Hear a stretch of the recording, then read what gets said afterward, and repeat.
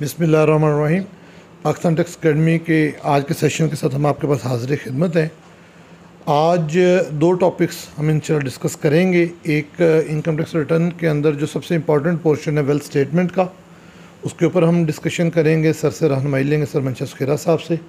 और दूसरा हम कैपिटल वैल्यू टैक्स, उसके ऊपर भी हम डिटेल रहनुमाई लेंगे। ये इस फिनांस एक्ट 2022 में इसको मुतारफ़ करवाया गया है, जो फ़ॉरेन एसेट्स हैं और जो गाड़ियां हैं इनके रेफरेंस से। तो इनकी पेमेंट कब, किसने, कैसे वसूल करनी है और इसका क्या इफ़ेक्ट है, इस पर भी हम इंशाल्लाह आज बात करेंगे। तो सेशन का बाकायदा आगाज़ हम तिलावत कुरान पाक से करते हैं। बज़ल पन्नू एडवोकेट्स में गुजारिश करूँ, आएँ तिलावत कुरान पाक से सेशन का बाकायदा आगाज़ करें।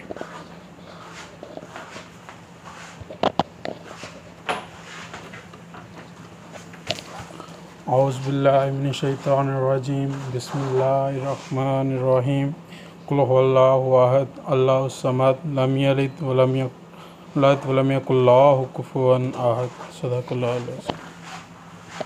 सेशन को आगे बढ़ाने से कबल मैं गुजारिश करूँगा कि तमाम दोस्त एक दफ़ा नबी सल्लल्लाहु अलैहि वसल्लम पर दुरूद पाक जो है वो पढ़ लें। सल्लल्लाहु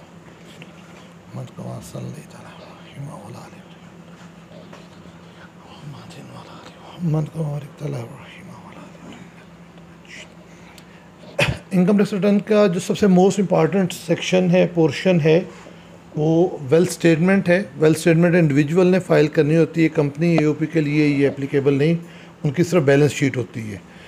वेल्थ स्टेटमेंट में आपके assets, liabilities, properties, immovable, movable liabilities और आपके जो दीगर सारी वर्किंग्स हैं, इसमें जो हमारे फ़ॉरेन अकाउंट्स हैं, डॉलर अकाउंट्स हैं, उनके हमारे गेंस हैं, उनके लॉसेस हैं या दीगर तमाम नौइयत के बेशुमार सवालात हैं। इन सवालात का सही, दुरुस्त और बेहतर जवाब जानने के लिए, एक बेहतर राय के लिए मैं सर मंशा सुखेरा साहब से गुजारिश करूँगा कि वो तशरीफ़ लाएँ और हमें इस पर तफसीली गाइड करें। वो ऐसा जिसके लिए प्रेस्क्राइब नहीं किया रिटर्न को, रिटर्न वाले में है। औज़ुबिल्लाहिमिनश्शैतानिर्रजीम बिस्मिल्लाहिर्रहमानिर्रहीम। Honourable member of Pakistan tax channel, अस्सलाम वालेकुम। तो आज के हमारे दो टॉपिक हैं, वेल्थ स्टेटमेंट और दूसरा है CVT impose by finance act 2022 और retrospectively to the tax year 2022। तो पहले हम वेल्थ स्टेटमेंट स्टार्ट करते हैं। तो wealth statement is a part of income tax return. पहले इनकम टैक्स रिटर्न की हम डेफिनेशन देखते हैं। सेक्शन 114 का सब सेक्शन 2 खोलें पहले।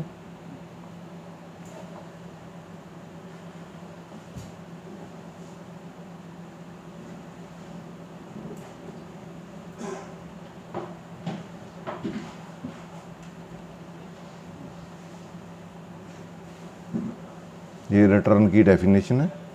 तो इसमें से अगर हम देखें तो जो ई एंड एफ है कि return shall be accompanied with the wealth statement as required under section 116 और and shall be accompanied with the foreign income and asset statement as required under section 116A। तो return without this complete नहीं होगी। ये integral part of returns हैं। जब हम return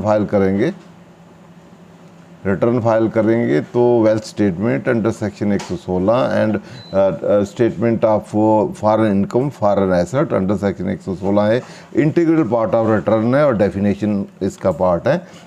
और जिस तरह रिटर्न का जो प्रेस्क्राइब फॉर्म है वो एसआरओ के तहत प्रेस्क्राइब हुआ है, उसके साथ साथ इसका भी प्रेस्क्राइब फॉर्म है जो रिटर्न वेल्थ स्टेटमेंट है और स्टेटमेंट ऑफ फॉरेन इनकम और आपकी फॉरेन एसेट स्टेटमेंट्स। तो अब हम देखते हैं कि जो वेल्थ स्टेटमेंट है अंडर सेक्शन 116 उसके क्या कंपोनेंट्स हैं, किसने फ़ाइल करना है, कब कंपल्सरी फ़ाइल करना है, कब वॉलंटरली फ़ाइल करना है, कब उसकी रिवीजन हो सकती है, उसके टाइमिंग क्या है। फिर हम उसका प्रेस्क्राइब फॉर्म देखेंगे और उसके कंपोनेंट और उसके इंटीग्रल पार्ट क्या क्या चीज़ें हैं, उनको कैसे फीड करना है, किस कास्ट पे करना है, किस वैल्यू पे करना है, या ऑनवर्ड हम देखेंगे। तो फर्स्ट ऑफ ऑल पहला पार्ट जो है सबसेक्शन 1 है 116 में वेल्थ स्टेटमेंट। तो पहला पार्ट डील करता है विद कंपलसरी फाइलिंग ऑफ वो वेल्थ स्टेटमेंट। जब आपको नोटिस देगा कमिश्नर, तो हम इसको पढ़ लेते हैं, तो फिर इसकी कंपोनेंट भी देख लेते हैं कि इसमें क्या चीज़ें वेल्थ का पार्ट बनती हैं। तो commissioner may by notice in writing require any person is important. तो नीचे वाला जो सबसेक्शन है वो रेजिडेंट के लिए, यहाँ किसी को भी किसी पर्सन को भी, जो पर्सन की डेफिनेशन है उसमें वो नोटिस दे सकता है। कि being an individual person is साथ उसके अटैच जो वर्ड है इंडिविजुअल को दे सकता, आप कंपनी को नहीं नोटिस दे सकता, तो इंडिविजुअल पर्सन को देगा। अब कंपनी या एओपी या दूसरी कोई इंटिटीज़ हैं या कंपनी की डेफिनेशन में फॉल करती हैं तो उनको नहीं नोटिस दे सकता, तो पर्सन को देगा। Being individual to furnish on the date specified in the notice, कि इस डेट तक वो फाइल करे। On the date specified in the note a statement here in refer to as a wealth statement in the prescribed form and verified in the prescribed manner giving particulars of ये particular. Number 1 most important total persons total asset and liability as on the date और date specified in the notes. क्या वो जो notice देगा वो date भी specify करेगा कि जो वेल्थ स्टेटमेंट फाइल करनी है किस डेट की है। वेल्थ स्टेटमेंट के लिए मोस्ट इम्पॉर्टेंट चीज़ जो होती है, ये फॉर द टैक्स ईयर या फॉर द पीरियड नहीं होती, ये स्पेसिफिक डेट की होती है कि आज क्या है आपकी वेल्थ। हो सकता है आज आपका रिसीवेबल हो, कल आप ले लें तो कल की और स्टेटमेंट बन जाएगी, वो रिसीवेबल में से आपका कैश में या बैंक में चला जाएगा। तो ये स्टेटमेंट पॉइंट ऑफ टाइम की होती है, आज भी सारा दिन वेरी हो सकती है। तो आज कोई शाम को जब एंड डेट होगा उस दिन आपके क्या एसेट्स हैं और क्या लाइबिलिटीज़ हैं, तो वो आपने इसमें रिपोर्ट करने हैं। तो अब जो आपका टैक्स ईयर एंड होगा या 30/6/22 को, तो उस दिन उस आखिरी लम्हे में आपकी क्या स्टेट है, स्टेटमेंट ऑफ अफेयर्स भी कहते हैं इसको, नेटवर्थ स्टेटमेंट भी कहते हैं। कंपनी के लिए या बिजनेस एंटिटी के लिए इसी का नाम बैलेंस शीट है। Basically asset and liability statement जो है, तो नेट उसका जो कैपिटल निकलता है, तो ये एसेट एंड लायबिलिटी स्टेटमेंट है। इंडिविजुअल की भी हो सकती है, ओपी की भी, कंपनी की भी हो सकती है, किसी और की भी, जो भी बिजनेस एंटिटी हो, नॉन बिजनेस हो, वो बना सकती है कि मेरे एसेट्स क्या है, लायबिलिटी क्या है, on a specific date is most important. Daily basis पे आज मेरी वेल्थ स्टेटमेंट और हो सकती है, कल और हो सकती है, परसों और हो सकती है। तो ये फॉर द ईयर हमने देखना है कि ड्यूरिंग द ईयर आपने परचेज सेल की हो, जो सेल हो जाएगी वो नहीं होगी उस दिन, जो आखिरी डेट को जो आपके नाम है या जो वेल्थ में आपके राइट्स हैं या चीज़ें हैं, एसेट्स हैं, लायबिलिटी हैं, वो आपने रिपोर्ट करनी है। जो ड्यूरिंग द आउट हो गए हैं वो नहीं मेंशन करने, ड्यूरिंग द आए हैं और हैं या पीछे कहीं आए हैं 2-3 साल 10 साल 20 साल पुराने हैं, लेकिन आज की डेट को देखने हैं कि वो आपके पास हैं, आपके ओन्ड हैं, आपके नाम है, तो वो अपने अकॉर्डिंग। तो स्पेसिफिक सबसे पहले इसमें स्पेसिफिक डेट का बहुत ज़रूरी है कि आप बाद दफ़ा आप एग्रीमेंट टू सेल करते हैं या एग्रीमेंट टू परचेज करते हैं, लेकिन रजिस्ट्री बाद टाइटल बाद में ट्रांसफ़र होता है। हो सकता है कंसीडरेशन आपने 100% दे दी हो या पार्शली दे दी हो, तो उसको भी आपने देखना है कि मैंने कितनी शो करनी है, क्योंकि आपका ट्रांजैक्शन जून में हो रहा है तो अदरवाइज आप उसकी रजिस्ट्री जो है आपकी जुलाई में हो रही है, तो किस डेट को उस दिन आपका क्या है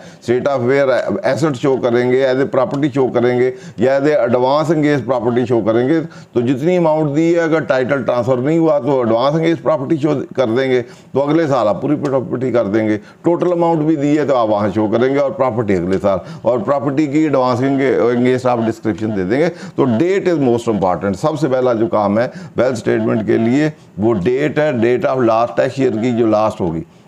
तो आप कमिश्नर आपसे मांग सकता है कि 30/6 जो है किसी भी डेट की वो मांग सकता है, 30/6/22 की दे दें, 21 दे दें, 19 की दे दें, 20 की दे दें, और आगे हम देखेंगे वो 5 साल तक मांग सकता है।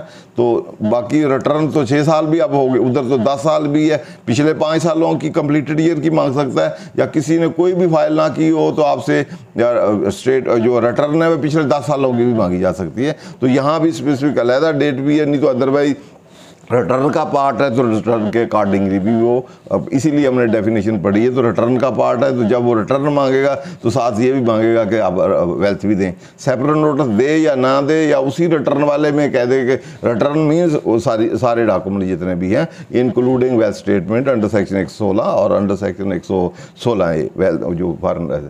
तो इसलिए सबसे पहले के अंदर वो 30/6 से अलावा भी मांग सकते जी 30/6 के अलावा भी मांग सकता है, 30/4/22 की दे दें। हाँ जी, ये को पढ़ लेते हैं। G a person total asset and liability as on the date और डेट्स, किसी भी डेट की मांग सकता है। किसी भी डेट की मांग। तो बाद आप कहोगे ये आपने पहले खरीदा है, बाद में खरीदा है, लिटिगेशन में, तो किसी डेट के भी मांग सकता है। जनरली यूजुअली 30/6 की होती हैं, क्योंकि टैक्स ईयर उसमें एंड ओवर आता है, वो रेलेवेंसी उससे होती है। अदरवाइज दरमियान में मांगे तो आपसे उसे रेलेवेंसी आपकी वो जो वहाँ आपने इनकम शो की हैं, डिस्पोजल शो की हैं, प्रॉफिट गेन, वो पूरे साल के हैं, गेन या जितनी चीज़ें पूरे साल की हैं। तो इसलिए दरमियान में अगर कोई और पर्पज़ उसका हो मांग सकता है, लेकिन जनरली 30/6 की चलती है। तो यहाँ डेट और डेट्स, ये क्वेश्चन तो आंसर्ड है, यहाँ किसी भी डेट की मांग सकता है, और जो नोटिस में डेट स्पेसिफाई हो। बाज़ दफ़ा डेटें भी डिफरेंट होती हैं। देखिए आपके यहाँ 30 जून है तो एक का अकाउंटिंग ईयर ही और है, स्पेशल टैक्स ईयर है। जिस तरह आपका 30/9 वाले हैं, कई कई AOP स्पेसिफाई जो स्पेशल टैक्स ईयर वाले हैं, तो वहाँ तो इसका पर्पज़ हल नहीं होगा। तो वहाँ वो कहेगा कि उस डेट को क्या है। उधर आपने शो किए हैं कि लोन फ्रॉम डायरेक्टर हैं या लोन टू डायरेक्टर हैं, तो वो तो उस डेट के हैं, तो इससे कैसे मैच होंगे। ठीक है ना, फिर उससे भी इस डेट की मांग सकता है, इस डेट की, और उससे मैच करना है तो उस डेट की भी मांग सकता है।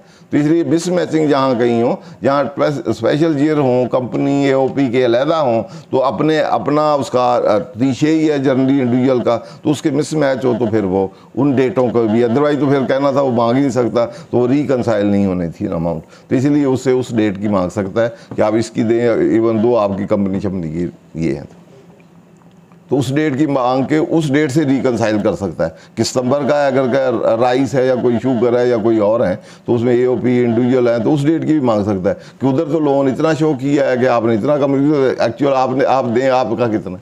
तो इसलिए वो डेट पे कोई लिमिट नहीं है कि 30/6 कोई मांग नहीं, जिसकी मर्जी मांग सकता है। इसमें 4 कंपोनेंट हैं ABCD। तो पहला है अपनी वेल्थ, अपनी एसेट और अपनी ही लायबिलिटी, एक डेट की या किसी डेट की। उसके बाद total asset and total liability of the person spouse, wife जैसे, माइनर है, चिल्ड्रन है, other dependent as on the date और डेट स्पेसिफाइड इन द, ये भी उसी तरह किसी डेट की भी मांग सकता है, लेकिन जनरली वही डेट है। स्पाउस की मांग सकता है, माइनर की मांग सकता है, चिल्ड्रन या अदर डिपेंडेंट है। दूसरा ये कंपोनेंट हो गया, एक पहला अपना सेल्फ टोटल एसेट लायबिलिटी, दूसरा हो गया माइनर के और आपके स्पाउस के, चिल्ड्रन के या डिपेंडेंट के। तीसरा इंपॉर्टेंट है any asset transfer by a person to any person during the period और period specified in the notice and the consideration for transfer. ये वो वेल्थ स्टेटमेंट स्पेसिफिक डेट की, ये ड्यूरिंग द ईयर की, कि ड्यूरिंग द ईयर कोई भी आपने सेल किया है, उसकी कंसिडरेशन रही है, तो उसका ट्रांसफ़र जो एसेट किया आपने, ये सेल वाला गिफ्ट में किया है या सेल में किया है या अदरवाइज किया है एक्सचेंज में, या और उसकी कंसिडरेशन आपको कितनी आई, किस डेट को, किन डेटों को, कौन से एसेट आपने ट्रांसफ़र किए हैं और कितने में किए हैं, कितने पैसे हैं, तो उसकी भी वो उसमें गेन शेन कैलकुलेट करने के लिए, सेल किया तो गेन कैलकुलेट करेगा ना, तो पहले कितने की कास्ट है कितनी, तो वो भी आपसे उसकी भी वो इस थर्ड वाले में किसी एसेट की जो ट्रांसफ़र किया ड्यूरिंग द ईयर, ट्रांसफ़र पे आगे आपने डेफिनेशन पढ़ी थी, वो 75 में कोई एक्सचेंज भी है, इनहेरिटेंस भी है, दूसरे भी सारे जितने भी हैं सारे वो जितने हैं ट्रांसफ़र की डेफिनेशन में आते हैं। तो वो ड्यूरिंग द ईयर जो भी एसेट आपने ट्रांसफ़र किए किसी पीरियड की या ड्यूरिंग द ईयर एक पीरियड की या ज़्यादा पीरियड्स की, वो भी आपसे मांगी जा सकती है। और कंसिडरेशन उस ट्रांसफ़र के एंगेंस्ट सारी आ गई है या पार्सली आ गई है या आगे आई नहीं है, रिसीवेबल है क्या है, वो सारी कंसिडरेशन भी आपसे मांगी जा सकती है। उसके बाद अदरवाइज तो टोटल एक्सपेंडिचर वो वेल्थ का पार्ट नहीं होते, लेकिन यहाँ ये भी वेल्थ स्टेटमेंट जो आपके पर्सनल एक्सपेंडिचर हैं वो भी वेल्थ स्टेटमेंट के जो कंपोनेंट्स हैं उसमें से एक है, वो आपको इंडिपेंडेंटली उसके भी जो ड्यूरिंग द ईयर आपने एक्सपेंडिचर इनकर किए हैं, आपके जो पर्सनल एक्सपेंडिचर हैं, बिजनेस वाले तो बिजनेस में ही होंगे, वो अलग आपकी स्टेटमेंट होगी। तो ये सारे आपके पर्सनल एसेट, पर्सनल लायबिलिटी और personal asset transfer during the year, consideration receive और पर्सनल एक्सपेंडिचर, ये 4 कंपोनेंट जो हैं ये इनका आपसे नोटिस दे के आपसे किसी भी डेट का मांगा जा सकता है, तो उसके अकॉर्डिंगली आपने फर्निश करना है। तो ये एक किस्म का आपको compulsory filing of wealth statement है, और किसी भी इंडिविजुअल पर्सन को ये नोटिस कमिश्नर दे सकता है और कॉल कर सकता है, और विद इन दैट डेट जो भी मेंशन हो आपने ये 4 चीज़ों में से जो भी मांगे या 4 ही मांगे तो आपने ये सारी फर्निश करनी है। उसके बाद वॉलंटरी फाइलिंग है जो आगे है, वो अलॉन्ग विद रिटर्न जो फाइल करनी है, वो भी अब कंपल्सरी है, वॉलंटरी तो क्या कहना। तो उसमें every resident tax payer being an individual, वहाँ एनी पर्सन था, वो रेजिडेंट और नॉन रेजिडेंट किसी से भी मांगी जा सकती है। तो यहाँ जो आपने फाइल करनी है विद इनकम टैक्स रिटर्न, वो आपके रेजिडेंट पर्सन के लिए, टैक्स पेयर भी हो, रेजिडेंट भी हो, इंडिविजुअल हो, filing return of income for the tax year, जो 114(1) के डील करता है जिसने रिटर्न फाइल करनी है, वो क्योंकि रिटर्न का कंपोनेंट भी है, तो साथ उस रेजिडेंट पर्सन ने साथ ये भी file shall furnish wealth statement and wealth reconciliation statement for that year along with such return. तो इसमें wealth state reconciliation in addition to that है, लेकिन वहाँ पहले वाले में देखें तो वेल्थ रिकॉन्सिलेशन का कंसेप्ट नहीं है। वैसे वो अब तो प्रेस्क्राइब फॉर्म का ही पार्ट बन गया है, तो उसका पार्ट ही होगा, लेकिन वहाँ कंपोनेंट में सिर्फ टोटल एसेट लायबिलिटी है, स्पाउस के, अपने और ट्रांसफ़र के हैं, और आपके एक्सपेंडिचर हैं। अच्छा, उसमें ई था, ई है तो फिर रिकॉन्सिलेशन स्टेटमेंट उसमें भी है, तो ई है तो फिर उसका पार्ट 4 पार्ट बन गए, वो मेरा नीचे था। तो वहाँ वेल्थ स्टेटमेंट जो रिकॉन्सिलेशन है वो इंडिपेंडेंट भी मान सकता है, हो सकता है आपने सिर्फ वो वेल्थ ना मांगे गए रिकॉन्साइल कर दें, पिछली उसके पास हो अगली रिकॉन्सिलेशन के लिए, उसमें दूसरे इनकम और चीज़ें भी कंपोनेंट आ सकते हैं, तो उसकी रिकॉन्सिलेशन भी मांग सकता है। तो इस तरह इस वाले में भी reconciliation father day along with such return provided that every member of association shall also furnish wealth statement and wealth reconciliation statement for the year along with return of income of the association। तो पहले तो individual के लिए mandatory है कि जो return file कर रहा है, टैक्स पेयर है, इंडिविजुअल है, वो अपनी रिटर्न के साथ वेल्थ स्टेटमेंट फाइल करेगा अलॉन्ग विद रिकॉन्सिलेशन।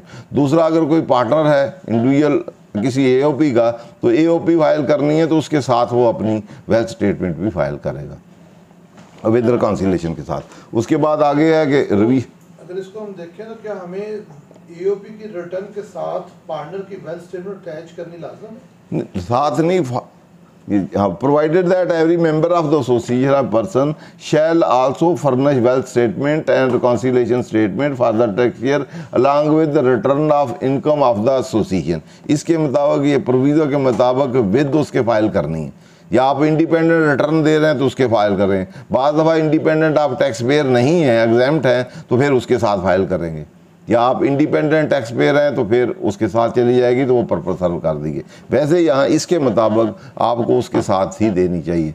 यहाँ आप रिटर्न एओपी की है तो साथ इंडिविजुअल मेंबर जो हैं उनकी साथ वेल्थ स्टेटमेंट भी हो। तो अभी, हाँ जी, तो अभी एक 181 का वो ई भी आया है जिसमें आप प्रोफाइल देने के बेनिफिशियल ओनर वाला, तो उसको चेक करने के लिए सेकेंडरी ये प्रोविज़ो है कि वेल्थ भी उसकी आ जाए और पता भी चल जाए कौन कौन से इसके पार्टनर हैं, तो या मेंबर्स। ये भी आ जाएगा, तो नॉन रेजिडेंट मेंबर भी है तो हाँ, वो भी वेल्थ में फाल कर देगा। जितने भी आपके पार्टनर होंगे वो रेजिडेंट है, नॉन रेजिडेंट है, तो उन सारों की फिर वेल्थ अलहदा मांगने की जरूरत नहीं है। ऊपर बेशक उसने कहा है एविडेंट, तो एओपी के लिए प्रोविजन लग गया, तो उसमें जितने भी पार्टनर हैं, फिर वो रेजिडेंट या नॉन रेजिडेंट का कंसेप्ट नहीं है। उसमें लिखा हुआ है कि एवरी मेंबर, अब वो रेजिडेंट टैक्स पेयर नहीं रह गया, प्रोवाइडेड अब ये हो गया मेंबर हो गया।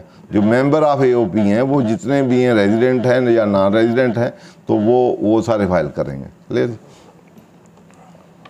उसके बाद रिवीजन ऑफ रिटर्न है कि अगर आप उसमें कोई एरर ओमिशन या रॉन्ग स्टेटमेंट हो गई है रिटर्न में, या बाकी जो भी उसके कंपोनेंट हैं तीनों, रिकॉन्सिलेशन में या उसमें या ट्रांसफ़र में या किसी चीज़ में, तो उसके लिए एरर ओमिशन को रिमूव करने के लिए सब सेक्शन 3 है। Where person who has furnished wealth statement discover any omission or wrong statement therein, he may without prejudice to any liability incurred by him under any provision of the ordinance furnish a wealth statement along with the revised wealth statement and reason for filing of revised wealth statement under intimation to commissioner in the prescribed form and manner at the time before the receipt of notice under section 9 of 122 for the tax year to which it relates।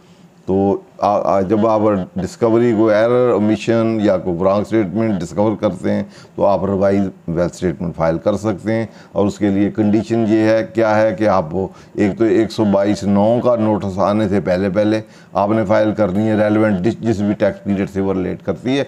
तो order आपका select हुआ है, आप file कर सकते हैं। उससे पहले आपको 122(9) के नोटिस से पहले 176 का या दूसरे कोई भी नोटिस आते हैं तो वो बाहर नहीं। जब आपको 122(9) का आ जाएगा तो फिर आपने उसके बाद फिर आप फाइल नहीं कर सकते। तो उससे पहले, और दूसरा आपने रीज़न ऑफ रिवीजन देनी है, एक फाइल उस डेट से पहले करनी है, एक रिवीजन ऑफ रिटर्न जो है वो आपने देनी है। और दूसरा इंटीमेशन टू, प्रायर इंटीमेशन आप ऑन द पोर्टल दे देंगे। यहाँ इंटीमेशन है, अप्रूवल नहीं है जैसे वहाँ है कि पहले आप अप्रूवल लें और पूरा कार्ड होगी तो फाइल करेंगे। तो अगर आप पोर्टल आपको ज़्यादा देता है तो लॉ की लैंग्वेज में आपने जस्ट एक इंटीमेशन देनी है, उसमें रीज़न चीज़ें लिखनी है और साथ ही फाइल कर देनी है। लेकिन पोर्टल पे पता नहीं ये खुलती है कि नहीं, है ऑटोराइज हो जाए। फॉर्म एंड मैनर अभी तक सिस्टम पे नहीं है, ना ही तो रूल्स में है। नहीं, अगर आप रिवीजन वाला बटन दबाएं रिवीजन ओपन हो जाती है, ओपन हो जाती है ना, तो उसके साथ आप एक लेटर लगा दें, उनको भेज दें प्रायर, तो उसमें रीज़न लिख दें और फाइल कर दें। सर एक लम्हे के लिए मैंने इंटीमेशन नहीं दी, तो क्या ये क्योरेबल है, इनक्योरेबल? वैसे तो इरेगुलरिटी है, लेकिन लॉ की रिक्वायरमेंट है कि उसके लिए आप इंटीमेशन दें तो वो वैलिड होगी। आगे हम पढ़ते हैं ना कि वो कब वो उसको रिजेक्ट भी कर सकता है ना, ठीक है। वो वैलिडिटी जो अगला आगे आएगा उसको देखते हैं, एक्सप्लेनेशन भी है ऊपर देखते हैं हम ना, सारे को पढ़ लें पहले फिर। तो एक तो ये डेट है कि रीज़न देनी है, प्रायर इंटीमेशन देनी है। जब कोई कंडीशंस हों किसी की तो वो कंडीशनें फुलफ़िल करना ज़रूरी होती हैं।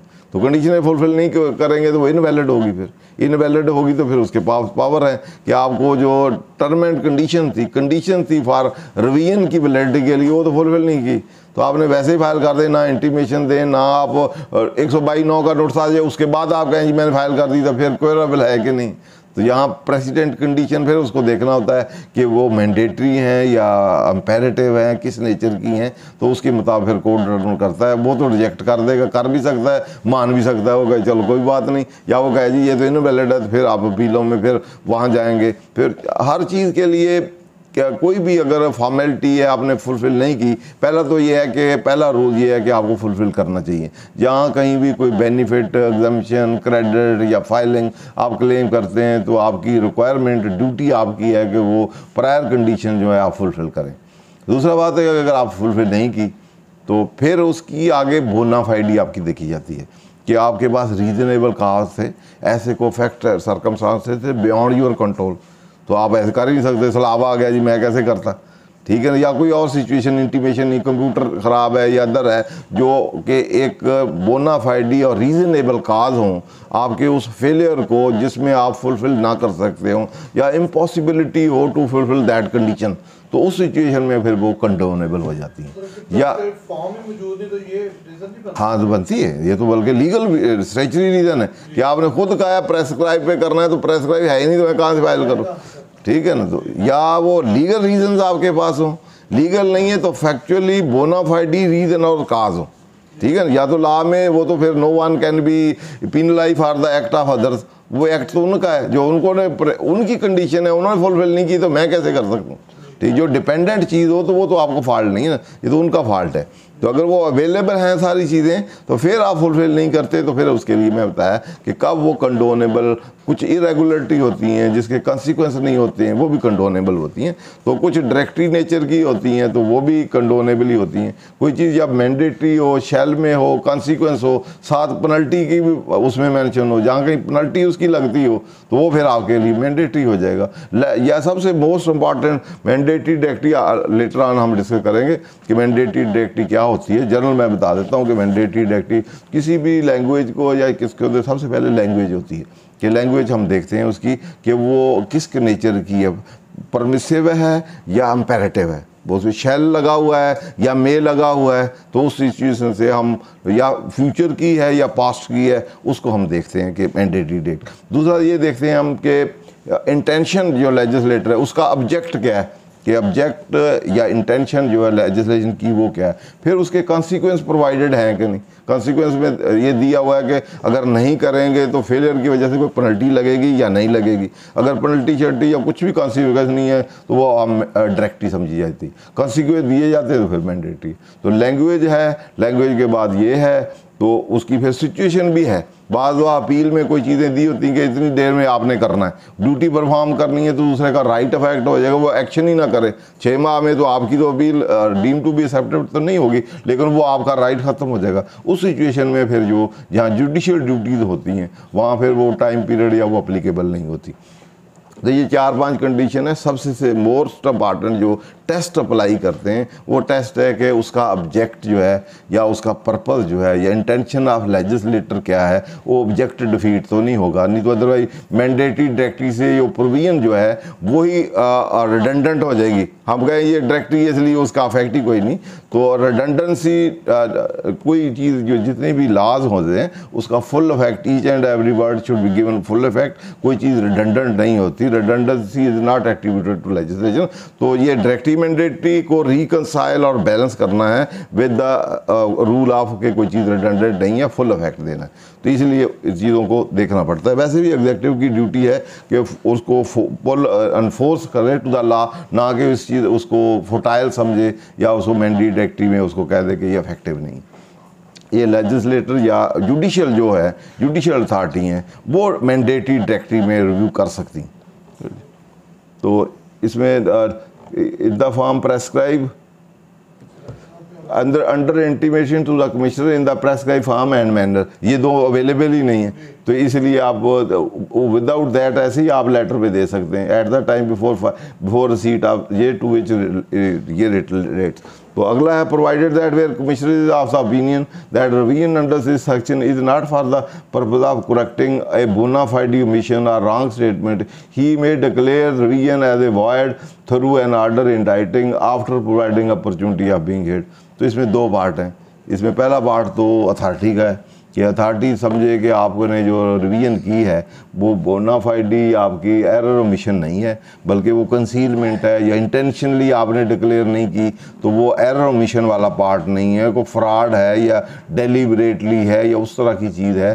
तो एरर ओमिशन होता है जो आपको अनइंटेंशनल होता है, और फ्रॉड जब होता है इंटेंशनल होता है। तो फ्रॉड, मिस्टेक और मिस रिप्रेजेंटेशन, मिस स्टेटमेंट, इनमें फ़र्क होता है। जब एरर ओमिशन की बात करते हैं तो हम कहते हैं अनइंटेंशनल कोई गलती हो गई है, मिस्टेक हो गई है। मिस्टेक कुड बी अफेक्ट या लॉ की मिस्टेक हो सकती है, वो बायलेटरल भी हो सकती है, यूनिलेटरल भी हो सकती है। तो वो मिस्टेक के मैटर में एरर ओमिशन आते हैं या रॉन्ग स्टेटमेंट आती है। तो जो आपकी इंटेंशनल अनइंटेंशनल हो तो वो इसमें फॉल करेगी, और बोनाफाइडी हो तो उस सिचुएशन में होगी। जहाँ मेलाफाइडी हो, लाइसेंस ऑफ लॉ अफेक्ट हो, या डेलिबरेटली विलफुली आपने कोई कंसीलमेंट की हो, फ्रॉड किया हो, तो वो फिर उसको, अगर वो फिर बोनाफाइडी नहीं है, उस सिचुएशन में है, तो अथॉरिटी को फिर पावर दी गई है कि वो उसको जो आपने रिटर्न फाइल की भी है तो उसको इनवैलिड और वाइड उसको डिक्लेयर कर सकता है। लेकिन डिक्लेयर करने से पहले in writing through order declare करेगा कि वाइड है, इलीगल है, without law, without legal permission है या अदरवाइज है। और इसके लिए आपको उसको वाइड डिक्लेयर करने से पहले अपॉर्चुनिटी ऑफ बीइंग हेड जो है वो आपको नोटिस देगा, अपॉर्चुनिटी देगा। तो आप अपनी रिप्लाई में अपने रीज़न, बोनाफाइडी रीज़न, काज या वो बताएंगे कि ये मिस्टेक है, अनइंटेंशनल है, इंटेंशनल नहीं है, कंसीलमेंट में नहीं है, या जो भी एरर ओमिशन या जो भी हैं तो इस वजह से हुए हैं, कंप्यूटर की वजह से, और जो रीजनेबल काज है या अदरवाइज कोई बियॉन्ड योर कंट्रोल है या इम्पॉसिबिलिटीज़ हैं, तो उस सिचुएशन में आप फिर वो आप लीगल मिस्टेक हैं या आपकी फैक्चुअल मिस्टेक हैं, बायलेटरल या यूनिलेटरल है आपके अपने, या बायलेटरल दोनों की वजह से हो गई। यूनिलेटरल होगी कि उनके जैसे ये यहाँ था कि वो उन्होंने प्रेस्क्राइब नहीं किया तो मैं कैसे फाइल कर सकता हूँ।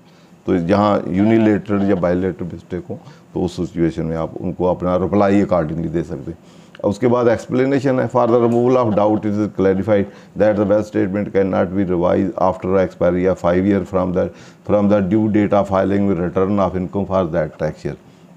तो ड्यू डेट जो है आपकी दिसंबर में होती है, जो उसकी ड्यू डेट है उससे 5 ईयर आप लेंगे, तो ऑनवर्ड अगली जो आएगी 5 साल तक चलती रहेगी।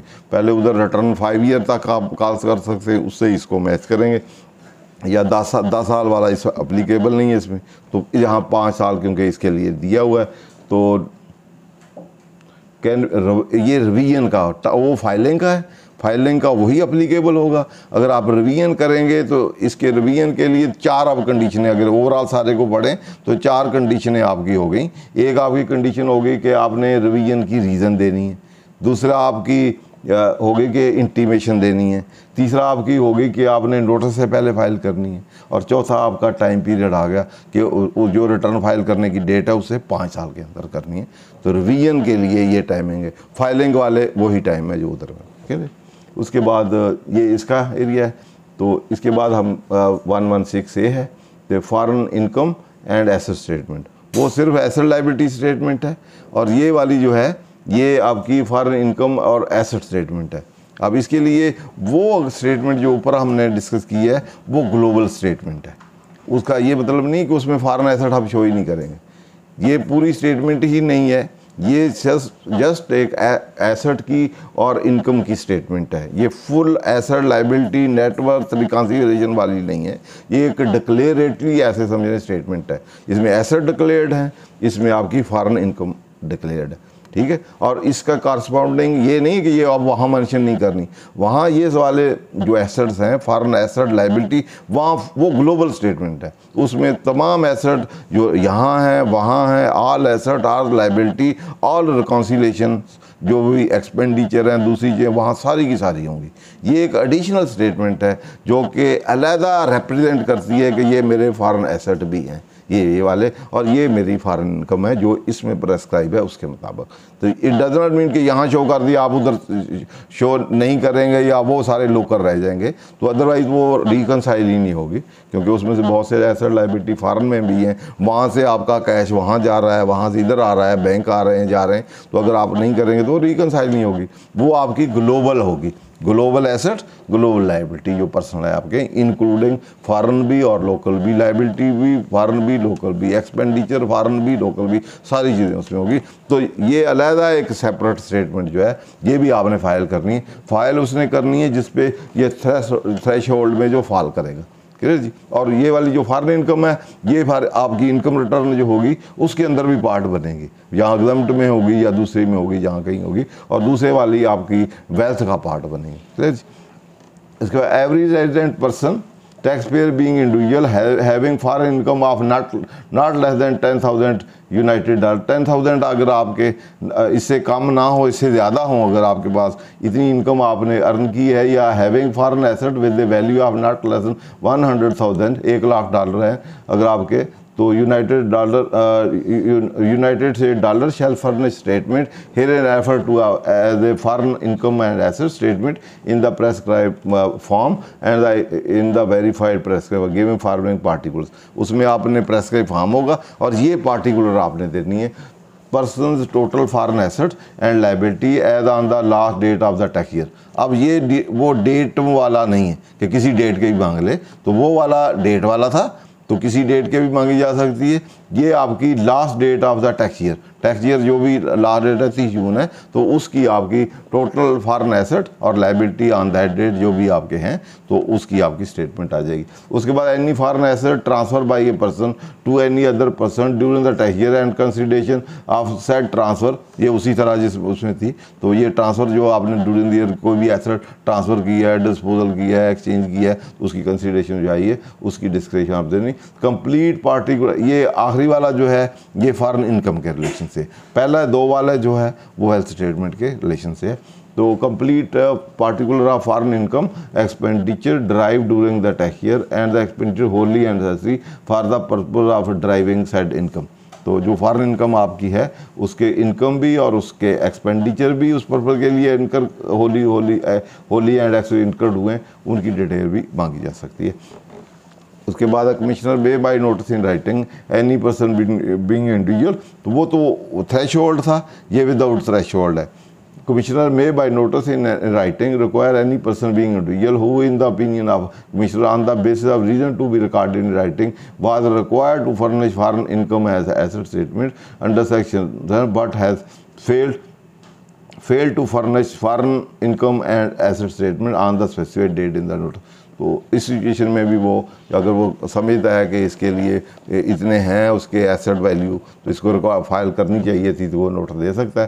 तो उस सिचुएशन में इन रिस्पॉन्स नोटिस जो है वो फिर उसको जिस डेट की होगी उस डेट को फाइल करना पड़ेगी। ठीक है, नेक्स्ट ख़त्म हो गया। ठीक है, तो यहाँ अब इसके साथ साथ है रूल 36।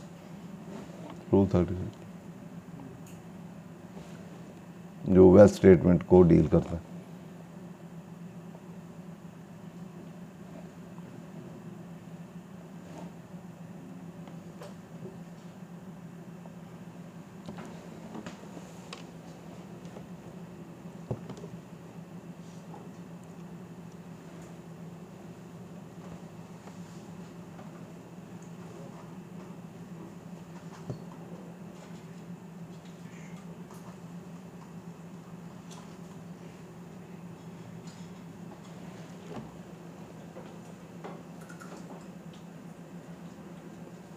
थर्टी सिक्स जैसे 34 है वो डील करता है इनकम टैक्स का प्रेस्क्राइब फॉर्म होगा, वेरीफाइड मैनर होगा, वेरीफाइड डॉक्यूमेंट होंगे, तो या बाकी चीज़ें वेरीफाइड डॉक्यूमेंट स्टेटमेंट फॉर्म शमूलियत होगा। तो वेल्थ स्टेटमेंट के लिए रूल जो है वो 36 है।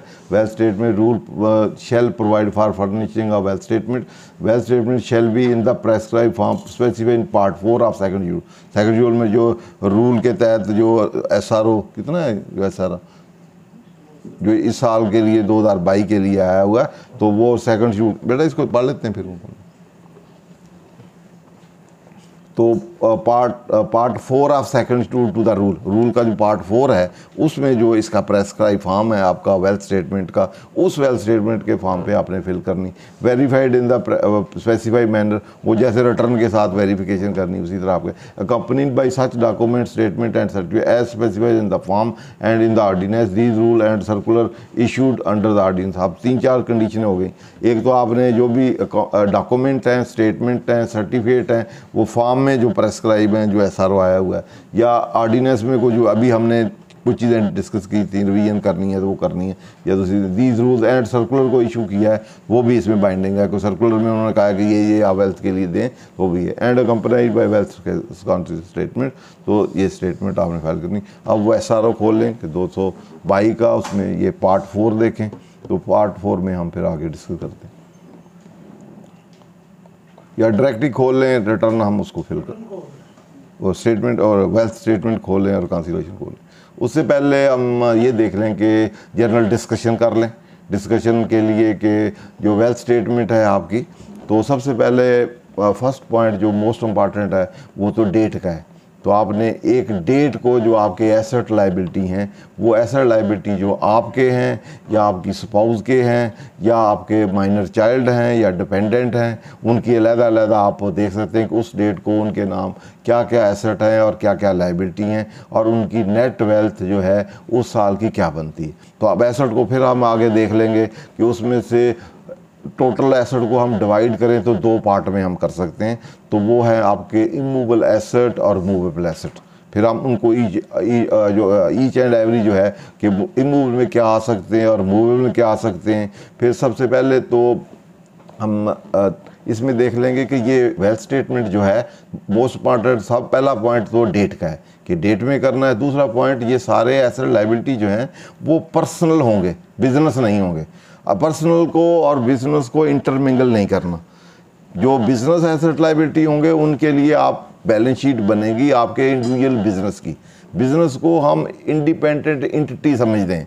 वो जितने भी आपका आप ABC 2 बिजनेस करें, 3 करें, अगर आपके बिजनेस हैं या 1 करें, तो उसमें जितने भी आपके पर्सनल एसेट में से बिजनेस एसेट में जाएंगे वो पर्सनल वेल्थ में से निकल जाएंगे और आपके बिजनेस एसेट में से चले जाएंगे। इसी तरह लाइबिलिटी, आपकी लाइबिलिटी उधर जा सकती, वहाँ से आप विदड्रा करें तो अदरवाइज आपके आ सकते हैं। और बिजनेस को एज ए सेपरेट एंटिटी समझना है, और इसके लिए आपको कि कब अप्लाई करना है किसी एसेट को आपके पर्सनल से बिजनेस में या बिजनेस से पर्सनल में लाना है तो एज ए वो डिस्पोजल ट्रीट होता है। तो उसके लिए सेक्शन 75 हमने पढ़ा था कि किस वैल्यू पे लेके जाना है और डिस्पोजल ट्रीट होनी है। तो जैसे आपके पास ये जो वेल्थ स्टेटमेंट है ये आपके ये समझ लें कि पर्सनल एसेट और पर्सनल आपके लाइबिलिटी की स्टेटमेंट है।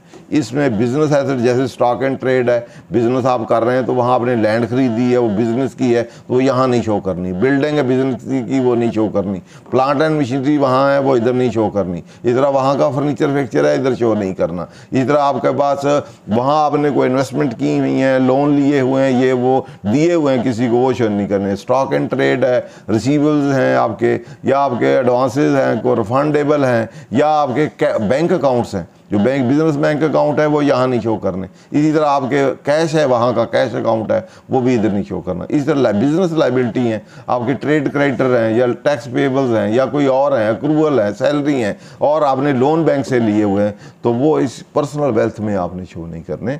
वो आपकी वहाँ अलहदा जो बैलेंस शीट बनेगी बिजनेस एंटिटी की, बिजनेस ABC जो भी आपका होगा, instead of all those asset and liability, उसका जो नेट होगा उसको हम कहते हैं कैपिटल, वो इधर आएगा। तो यहाँ क्या शो करना है, ऑल बिजनेस एसेट भी नहीं शो करने, लाइबिलिटी नहीं करने, उनका डिफरेंशियल जो आएगा यहाँ एक कॉलम बनना होगा बिजनेस कैपिटल।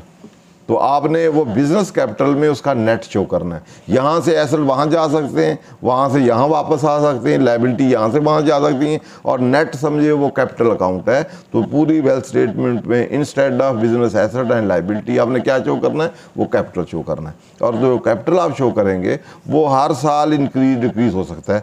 जो आप प्रॉफिट कमाएंगे बिजनेस का वो उसमें ऐड होगा, अगर लॉस करेंगे तो उस कैपिटल में लेस होगा। कोई वहाँ से ड्रॉ करेंगे कैश या इन काइंड तो उससे आपका कैपिटल कम होगा, और वहाँ कोई आप भेजेंगे कैश या काइंड तो वो एडिशन करेंगे तो वो यहाँ से आपका कैपिटल में बढ़ता जाएगा। जो एसेट लाइबिलिटी यहाँ से एसेट आप भेजेंगे उधर तो आपका कैपिटल बढ़ता जाएगा, वहाँ से वापस लाएंगे तो कैपिटल एज ए उसको हम ड्राइंग कहेंगे। उसमें आप कैपिटल की सिचुएशन देखें तो नंबर 1 तो आपने ओरिजिनल जो इन्वेस्ट किया है वो, या पिछले साल के एंड पे जो था, और ड्यूरिंग द ईयर कोई उसमें आपने एडिशन की है कैपिटल में। इट मीन एडिशन उस वक्त होगी जब बिजनेस जो आपके एसेट्स हैं पर्सनल से हम बिजनेस में भेजेंगे तो वो एडिशनल कैपिटल होगा। वो कैश हो सकता है, बैंक हो सकता है, कोई फर्नीचर फिक्चर हो सकता है, कोई भी एसेट कैश या काइंड जो भी आप बिजनेस को देंगे तो पर्सनल में से कम होगा। तो पर्सनल से कम होकर कहाँ जाएगा, तो आपका जो कैपिटल है वो बढ़ जाएगा और बिजनेस की बैलेंस शीट में वो रिफ्लेक्ट हो जाएगा। ठीक है, यहाँ कहाँ हो जाए, जो आपने कैपिटल शो किया है पर्सनल में, पर्सनल जो आपकी वेल्थ स्टेटमेंट है उसमें एक कैपिटल का कॉलम है, दूसरे एसेट जितने आपके पर्सनल हैं उनमें से निकलेगा और कैपिटल में एडिशन हो जाएगी। इस तरह जो प्रॉफिट आप अर्न करेंगे वहाँ वो उस कैपिटल में ऐड हो जाएगा, वहाँ वो शो होगा। इस तरह जो वहाँ से ड्रॉ करेंगे वो एसेट हो, कैश हो, कोई चीज़ होगी, वो आपके कैपिटल में से कम हो जाएगा और दूसरे एसेट में वो शामिल हो जाएगा जिसमें आएगा। तो इस तरह कैपिटल जो है मोस्ट इम्पॉर्टेंट जो है, कैपिटल की प्रेजेंटेशन जो है, जो आपका एसेट आप देखेंगे तो वो कैपिटल बिजनेस के एसेट लाइबिलिटी शो नहीं करने, इंस्टेड बिजनेस एसेट लाइबिलिटी आपने कैपिटल शो करना है, और कैपिटल में एडिशन, प्रॉफिट्स, ड्राइंग्स या लॉसेस वो लेस करने, ड्राइंग और लॉसेस लेस करने, वो कैश भी हो सकते हैं, काइंड भी हो सकते हैं। तो बाकी आपने वो कैपिटल को इस तरह मैनेज करना है। तो इंडिविजुअल की बात कर रहे हैं,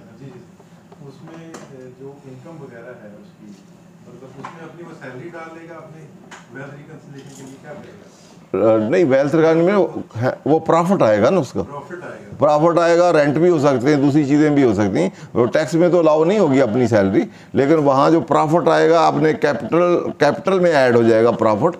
अगर आपने कोई एसेट दिए हैं बिजनेस से वो कैपिटल में ऐड होंगे। बिजनेस से आप वापस लेकर आए तो उसको हम ड्राइंग करेंगे, कैश या कोई एसेट लेके आए, हाँ जी, वो कैपिटल जो होगा वो प्रॉफिट, ड्राइंग, लॉसेस या एडिशन से अप डाउन होगा। एसेट उसके सारे जो हैं वो अपनी बैलेंस शीट में होंगे, यहाँ से वहाँ शिफ्ट होते जाएंगे। वहाँ होगा एसेट माइनस लायबिलिटी कैपिटल। अब कैपिटल में फिर वहाँ भी कैपिटल शो करेंगे उसके इंडिविजुअल बिजनेस में, तो ओपनिंग कैपिटल कहेंगे, फिर कहेंगे एडिशन ड्यूरिंग द ईयर, फिर कहेंगे प्रॉफिट, फिर लेस कहेंगे ड्राइंग। ड्राइंग हो गए, ड्राइंग वाले जितने हैं वो यहाँ से आ जाएंगे, एडिशन वाले यहाँ से वहाँ जाएंगे, और ड्राइंग वाले वहाँ से यहाँ आएंगे। वो फिर पर्सनल में आगे जो भी रेलेवेंट एसेट होगा उसमें आ जाएंगे। तो पहले तो आपका प्रोफाइल अपडेट करेंगे तो चीज़ें आ जाएंगी, ये वाली आ जाएंगी। तो ये पहले हम इसका पार्ट देख लेते हैं कि पर्सनल एक्सपेंस जो है आपके हैं। तो ये हमने पर्सनल एक्सपेंस में रेंट है, जैसे ये आपका घर का है तो ये बिज़नेस रेंट जो होंगे, अगर का कोई बिज़नेस प्रेमिसेस है आपका, उसके रेंट हैं तो वो इसमें नहीं आने। यहाँ अब हम जब वेल्थ स्टेटमेंट की या पर्सनल एक्सपेंडिचर की बात कर रहे हैं तो यहाँ बिज़नेस एक्सपेंडिचर नहीं होंगे। बिज़नेस वाले आपको बिज़नेस जो प्रॉफिट एंड लॉस बनेगा, इनकम एक्सपेंडिचर वहीं होंगे। वो यहाँ वाले ये पर्सनल नेचर के हैं, जिनका नॉन बिजनेस है जो, वो यहाँ आएंगे। जैसे आपका घर है तो घर आपने रेंट पे लिया हुआ है तो यहाँ रेंट आ जाएगा, अगर नहीं रेंट पे अपना है तो फिर नहीं आएगा। फिर कोई चौकीदार की सैलरी है और है पर्सनल, वहाँ के उसके रिलेटेड या प्रॉपर्टी टैक्स है या घर के रिलेटेड जो है वो इधर आ जाएंगे। उसके बाद रेंट चार्जेस है, कोई आपने अपने पर्सनल अदरवाइज गाड़ी पे जाते हैं या अदरवाइज कोई रेट्स हैं या टैक्सेस हैं, वो आप उसके पे करते हैं जो आपके पर्सनल नेचर के, वो आ जाएंगे। आपने गाड़ियाँ पर्सनल रखी हुई हैं जो कि आपकी वेल्थ स्टेटमेंट पर्सनल में, बिजनेस वाली नहीं। बिजनेस का एफओ है, उसका फ्यूल ऑयल होगा या रिपेयर मेंटेनेंस होगी जो बिजनेस में यूज़ होती हैं तो वो वहाँ जाएगा। पार्शली यूज़ होती हैं तो वो पार्शली आप डिवीजन भी कर सकते हैं कि आधी इधर है आधी उधर है, तो उसके मुताबिक आप फिर चलेंगे। ट्रैवलिंग है, लोकल भी हो सकती है, फॉरेन भी हो सकती है, तो उसका भी आप रिव्यू करेंगे। कोई टैक्स विद होल्डिंग इन पे हो तो उसको भी आपने प्रॉपर्ली देखना है कि उधर रिपोर्ट हुआ है या नहीं हुआ।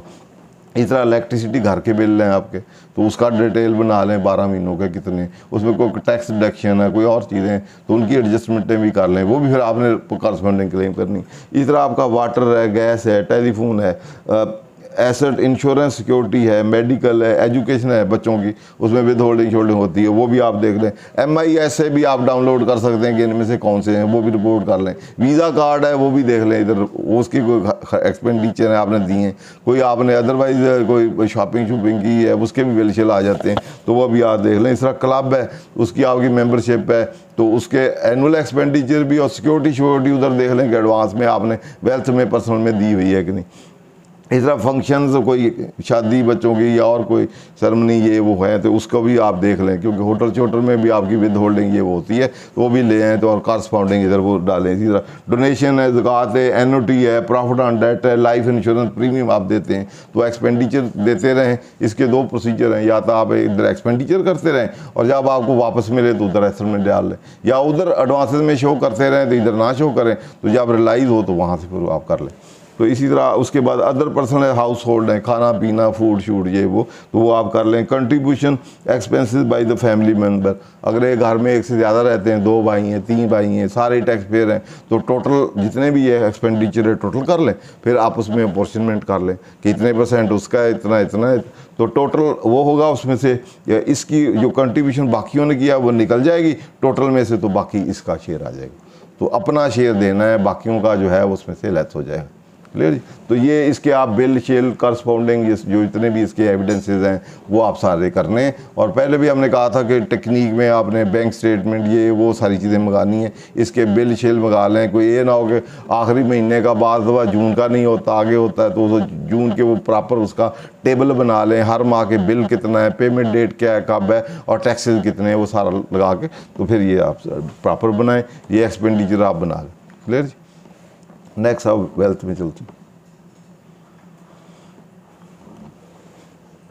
वेल्थ में सबसे पहले इमूवेबल प्रॉपर्टी की हम बात करते हैं। तो इमूवेबल प्रॉपर्टी में सबसे पहले है कि एग्रीकल्चर प्रॉपर्टी।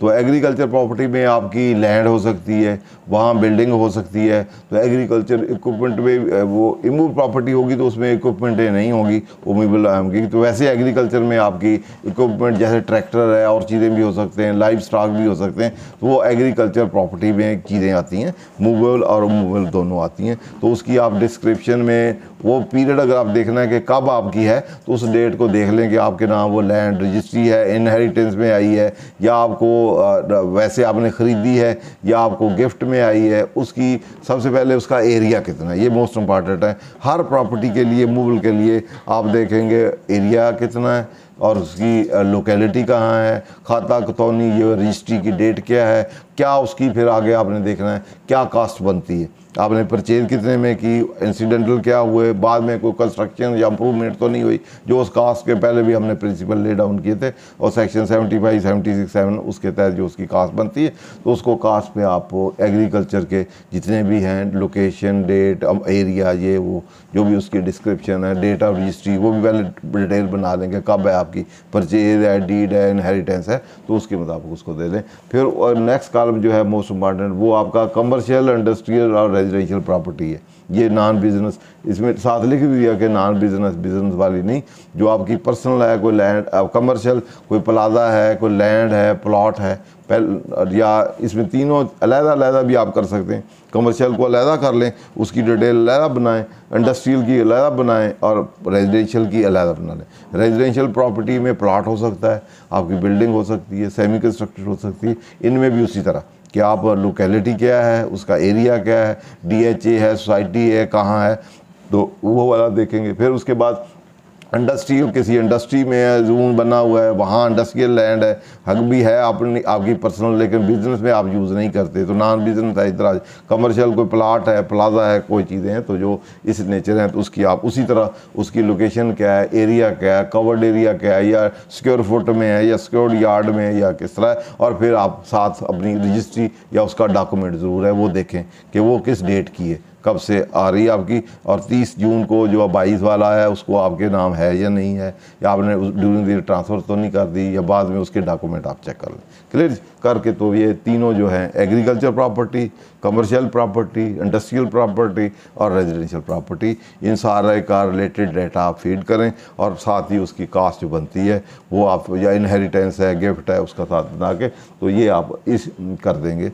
ये है आपका इमूवेबल प्रॉपर्टीज़। अब मूवेबल प्रॉपर्टी जो है, पहले क्योंकि इसमें मूवेबल का था, अब उन्होंने छोड़ दिया है कि एग्रीकल्चर प्रॉपर्टी दे दी, तो एग्रीकल्चर का ग्रुप कर देंगे, उसमें मूवेबल भी होगी, इमूवेबल भी होगी, ठीक है। तो उसके वो एग्रीकल्चर में एग्रीकल्चर की सारी आ जाएंगी। अब इक्विपमेंट्स हैं, नॉन बिजनेस इक्विपमेंट, अब इसमें आपकी इक्विपमेंट जो है कंप्यूटर पर्सनल हो सकता है, या और कुछ चीज़ें हो सकती हैं, या घर में AC शेसी हैं, या फ्रिज है, या जितनी भी है, जितने इक्विपमेंट्स आपकी हैं तो वो सारी आपकी इसमें आ जाएंगी। इसके बाद एनिमल्स हैं, नॉन बिजनेस, ये लाइव स्टॉक जो है उसके लिए एनिमल के लिए अलहदा दे दिया, तो उसकी आपकी जो आपने परचेज़ किए वो सारे, या 30 जून को जो आपके पास हैं, जो उनकी वैल्यू उनके पास। उसके बाद आपकी इन्वेस्टमेंट है, non business investment, non business entry account, ये क्योंकि सारे ही आपके एसेट नॉन बिजनेस हैं, पर्सनल हैं, तो आपने कोई इन्वेस्टमेंट की है, तो इन्वेस्टमेंट आपकी डिफरेंट चीज़ों में हो सकती है। तो एक यहाँ पहले बिजनेस कैपिटल वाला मैंने पहले एक्सप्लेन कर दिया कि जितने भी आपका 1, 2, 3, 4 इंडिविजुअल बिजनेस भी हो सकता है, और फर्म भी AOP और फर्म भी हो सकती है, तो वो आप देख देंगे कि बिजनेस में क्या इंटरप्रेन्योर जो शिप है वहाँ बिजनेस कैपिटल क्या है, और पार्टनरशिप में कितना है, वो उसी तरह एडलेस एडिशन में और ड्राइंग में और आपका जो प्रॉफिट और लॉस है एडलेस करके वो 30 जून को जो वैल्यू आपकी वहाँ बैलेंस शीट में वो वहाँ यहाँ आपने लिख देना है, आपने इंडिविजुअल एंटरप्रेन्योर बिजनेस का भी और पार्टनर का भी। यहाँ ये याद रहे कि जो आपका शेयर है इन द कंपनी, अगर कंपनी के हैं तो वो इस बिजनेस कैपिटल में नहीं है, वो इन्वेस्टमेंट में ये जो आएंगे, यहाँ शेयर स्टॉक हैं, वो कंपनी ABCD जितनी भी कंपनियां हैं, अगर आपने लिस्टेड हैं या अनलिस्टेड हैं या प्राइवेट हैं, उनके शेयर जो हैं वो अलहदा नीचे। इन्वेस्टमेंट यहाँ जितनी भी है, बिजनेस नॉन बिजनेस कोई इन्वेस्टमेंट की है वो शेयर में भी हो सकती है, स्टॉक में भी हो सकती है, इंश्योरेंस पॉलिसी भी हो सकती है, कोई आप जितने फंड शंड हैं, बॉन्ड्स हैं, कोई और सर्टिफिकेट खरीदे हुए, जितनी भी इन्वेस्टमेंट हैं आपकी, तो ये एडवांसेस लोन शो नीचे वाले में आ जाएंगे। जी डेट या रिसीवेबल अगर ने किसी से पैसे लेने हैं, तो जो इन्वेस्टमेंट्स हैं, जो इससे आपको इन्वेस्टमेंट से 2 किस्म की रिटर्न मिलती हैं। एक तो आपको प्रॉफिट होता है जब आप डिस्पोजल करते हैं, तो एक आपको डिविडेंड शेविडेंड जो है, स्टॉक वगैरह जो है उस पर वो भी आते रहते हैं। तो इसलिए वो इन्वेस्टमेंट वाले जो हैं अलग-अलग दिए हैं आपके, उसमें अकाउंट एनओटी बॉन्ड हो सकते हैं, सर्टिफिकेट हो सकते हैं, डिबेंचर यूजुअली कंपनियाँ इशू करती हैं, लोन इंस्ट्रूमेंट होते हैं वो। इस तरह डिपॉजिट हैं, फंड्स हैं, प्रोविडेंट फंड है या ग्रेजुटी फंड है या दूसरे सुपर एनुएशन फंड है या उस तरह के फंड, पेंशन फंड है, इंस्ट्रूमेंट है, पॉलिसीज़ हैं, इंश्योरेंस पॉलिसी वगैरह, शेयर हैं, स्टॉक है, यूनिट है, म्यूचुअल फंड के यूनिट वगैरह होते हैं। तो ये सारे आपने इसकी डिस्क्रिप्शन अलहदा करके दे दी है कि ये किस कंपनी के हैं, कितने हैं, अमाउंट कितनी है, वैल्यू उसकी कास्ट कितनी है, ये जो आपने कास्ट इनकर की होती है वो आपने मेंशन की है। आज उसकी शेयर मार्केट में वैल्यू वो मेंशन नहीं करनी। तो वेल्थ स्टेटमेंट में सारी चीज़ें आपने कास्ट मेंशन करनी है। अनलेस कास्ट उसकी आपके ना अवेलेबल हो तो फेयर वैल्यू अगर आप मेंशन करते हैं फिर उसके अकॉर्डिंगली आप मेंशन करेंगे और नीचे भी रिकॉन्सिलेशन में भी अकॉर्डिंगली इफेक्ट देंगे। तो ये सारी इन्वेस्टमेंट का एक कंप्लीट कॉलम है। इन्वेस्टमेंट जहाँ कहीं भी आएंगी तो जो विद द पर्पज़ आपकी पहले तो ये पर्सनल नेचर की होंगी और दूसरा ये for the purpose of producing return के लिए आपने कि प्रॉफिट के लिए, अर्निंग के लिए, लॉन्ग टर्म या शॉर्ट टर्म जो भी आपने ये की होंगी। उसके बाद आपके रिसीवेबल्स हैं या डेट हैं या एडवांसेज हैं, लोन हैं जो किसी को आपने दिए हुए या सिक्योरिटीज़ हैं, उसके लिए ये डेट ये वाला कॉलम आएगा। जितने भी आपने किसी को पैसे दिए हैं, एडवांसेज, प्लाट दिया है या वैसे लोन दिया है या सिक्योरिटी दिया है, तो वो सारे जितने हैं वो सारे डेट वाला ये कॉलम जो है इसके डिस्क्रिप्शन देंगे, पार्टी का नाम है, किसको किस पर्पज़ के लिए, जो भी डिस्क्रिप्शन या डिटेल वो आपसे मांगेगा वो आपने सारी इसमें उसकी देनी है। उसके बाद मोटर व्हीकल्स हैं, ये नॉन बिजनेस सारे पहला पॉइंट जो है नॉन बिजनेस है, इसमें बिजनेस वाला कोई नहीं। तो गाड़ी है आपकी वो पर्सनल है, घर वाली यूज़ होती है, तो उसमें जो भी गाड़ियाँ जितनी उसका रजिस्ट्रेशन नंबर क्या है, चेसी नंबर क्या है, तो रजिस्टर कब से हुए, टैक्स डिडक्शन भी उस पर हुई होगी या ड्यूरिंग द टोकन किया तो साथ है, उसको भी आप साथ रखें। तो सारी जितनी भी गाड़ियाँ हैं आपकी ओनरशिप में या आपकी अदरवाइज आपकी हैं तो वो सारी आपने उसकी डिस्क्रिप्शन। प्रीशियस पोजेशन जितने भी हैं आपके, सोना चोना है या एंटीक चीज़ें हैं तो वो भी आपने दे दी हैं। पर्सनल आइटम कोई है तो कंप्यूटर शम्प्यूटर या furniture, house hold furniture fixer या घर में फ्रिज एसी शेसी जो है जो वो इक्विपमेंट नहीं है यहाँ आपने मेंशन करने। उसके बाद पर्सनल आइटम है, फिर उसके बाद बैंकिंग वाला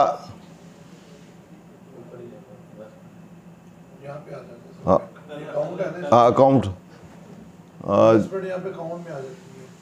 अकाउंट अलहदा है, ठीक है। जब अकाउंट है तो अकाउंट मीन आपका बैंक अकाउंट, बैंक अकाउंट आपका फिर इसमें आपके काफ़ी किस्म के अकाउंट्स होते हैं। एक तो आपका ये सारे बिजनेस अकाउंट होंगे। पहली बात तो ये कि बिजनेस अकाउंट आपका P&L बेस पे भी हो सकता है, तो उसमें प्रॉफिट आता है, विद होल्डिंग होता है, उसको आप अलहदा उसकी स्टेटमेंट कर लें कि ओपनिंग कितना था, ड्यूरिंग ईयर क्रेडिट कितने थे, या समरी बना लें कि आपका ओपनिंग क्या है, क्रेडिट कितने, डेबिट कितने और क्लोजिंग कितने, बैंक ABCDFGH सारे करके टोटल कर लें ताकि उसको आप अपनी इनकम से भी रिकंसाइल कर लें। तो यहाँ आपने क्लोजिंग बैलेंस शो करने हैं, सारे बैंकों की डिस्क्रिप्शन भी देनी है और कौन सा बैंक है, कहाँ लोकेटेड है और उसका अकाउंट नंबर क्या है और नेचर ऑफ अकाउंट क्या है, PLS अकाउंट है, सेविंग अकाउंट है या करंट अकाउंट है या कोई और टर्म डिपॉजिट अकाउंट टाइप है या कोई क्या चीज़ है। फिर आगे आपने देखना है सिंगली ऑपरेटिव है, जॉइंट है, जॉइंट में फिर आपने देखना है कि आपका कितना पोर्शन है। सपोज एंड में 10,000 रुपये है, आप 10,000 में आपका कितना है, आपकी वाइफ के साथ है तो उतना उसका कितना है। तो बाद दफ़ा वैसे ही आप 50-50 कर लेते हैं तो उसकी भी आप कैलकुलेशन ज़्यादा कर लें। हो सकता है उसने ज़्यादा विदड्रॉ किए हों तो उसका दिए ड्रा किए हैं तो उसका नेगेटिव बैलेंस चल जाएगा, वो लायबिलिटी हो जाएगा, आपका ज़्यादा एसेट हो जाएगा, उस बैलेंस से भी ज़्यादा हो जाएगा।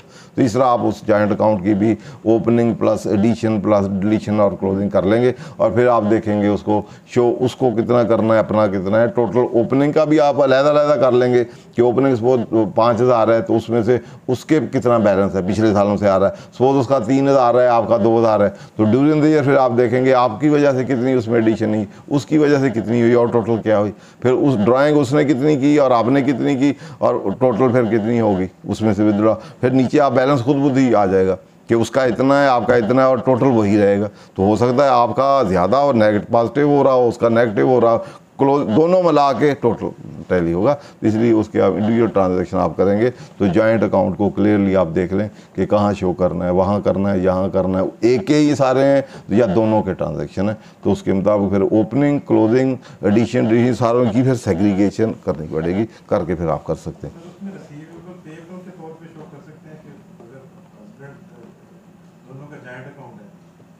जॉइंट अकाउंट में आप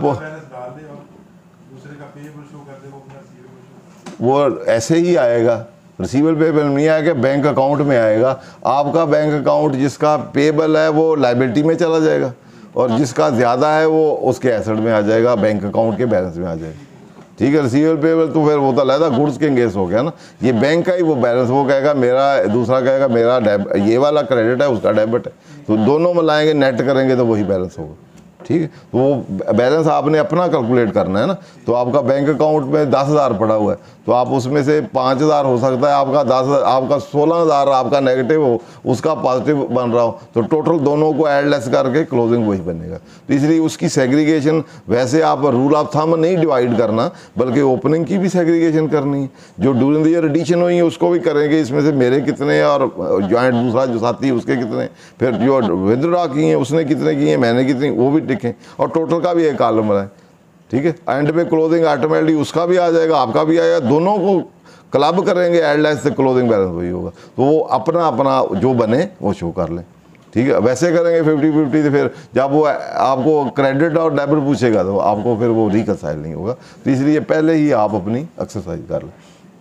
क्लियर जी, इसमें मोस्ट इम्पॉर्टेंट ये वाला पॉइंट था। इस तरह पर्सनल आइटम है, तो ये कैश वाला जो है, तो ये कैश आपका पर्सनल कैश है, तो कैश का आप अकाउंट भी बना सकते हैं। सिंपली आप देखना है कि यहाँ फिगर कहाँ से लिखें हम, तो इसके लिए आप कैश बना सकते हैं कि मेरा कैश ओपनिंग बैलेंस पिछले साल क्या था और ड्यूरिंग द ईयर मुझे कैश कहाँ से आया। एक तो अगर बिजनेसेस हैं तो वहाँ ड्राइंग आया होगा, या आपने कोई डिस्पोजल की तो टोटल प्रोसीड उसमें से डालें, जितने आप एसेट डिस्पोजल किए हैं वो लें। अगर कोई एडिशनें की हैं तो आपने एडिशनें की हैं तो वो पेमेंट में चली जाएंगी, और नेट कैश जो है आप इस तरह कैलकुलेट कर सकते हैं। दूसरा ये है कि अगर रूल ऑफ थंब लगाएं तो नीचे रिकॉन्सिलेशन के भी आइटम आप लगा लें, उसमें नील आ जाए तो जितना बैलेंस बढ़े वो भी आप डाल सकते हैं, लेकिन अपनी वर्किंग कैश अकाउंट अलहदा बना के है बेटा कोई पूरी देखे 5 साल की अपने वेल्थ स्टेटमेंट बनानी है तो उसके तरीक़ेकार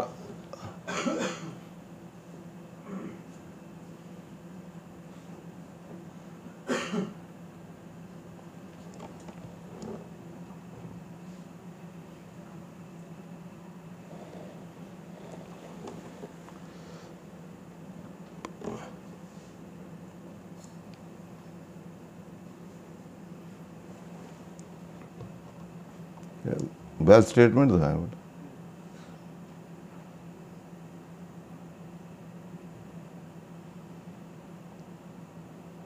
ये तो रिकॉन्सिलेशन है, वैसे दिखाएं बेटा। वेल्थ में जहाँ आइटम हो बेटा, जहाँ वेल्थ में आइटम नहीं होते, लैंड बिल्डिंग,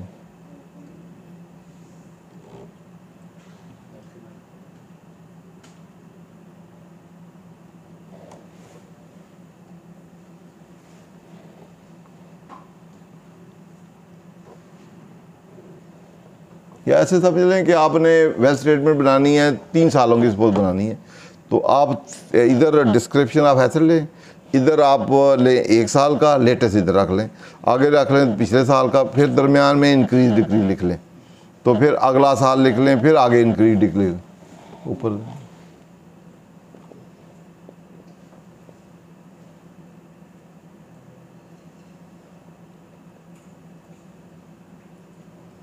बेटा रिकॉन्सिलेशन नहीं है, चलो ठीक है।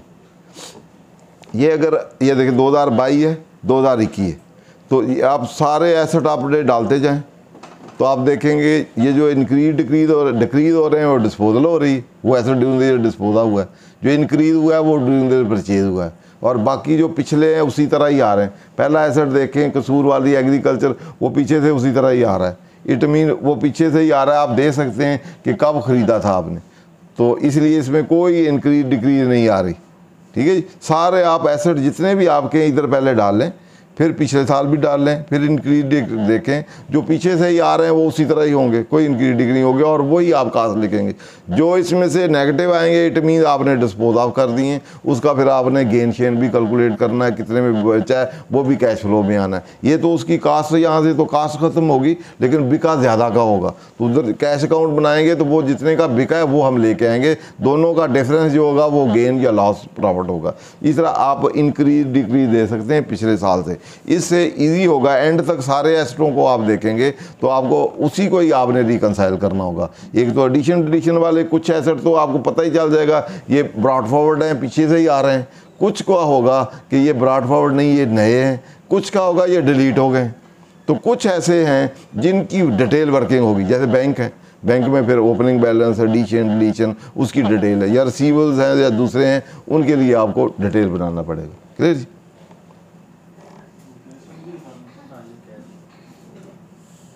ये आप एडिशन डिलीशन कर सकते हैं, देख सकते हैं। तो आप कैश अकाउंट बेटा दिखा दें, इनकम को भी रिकंसाइल कर सकते हैं।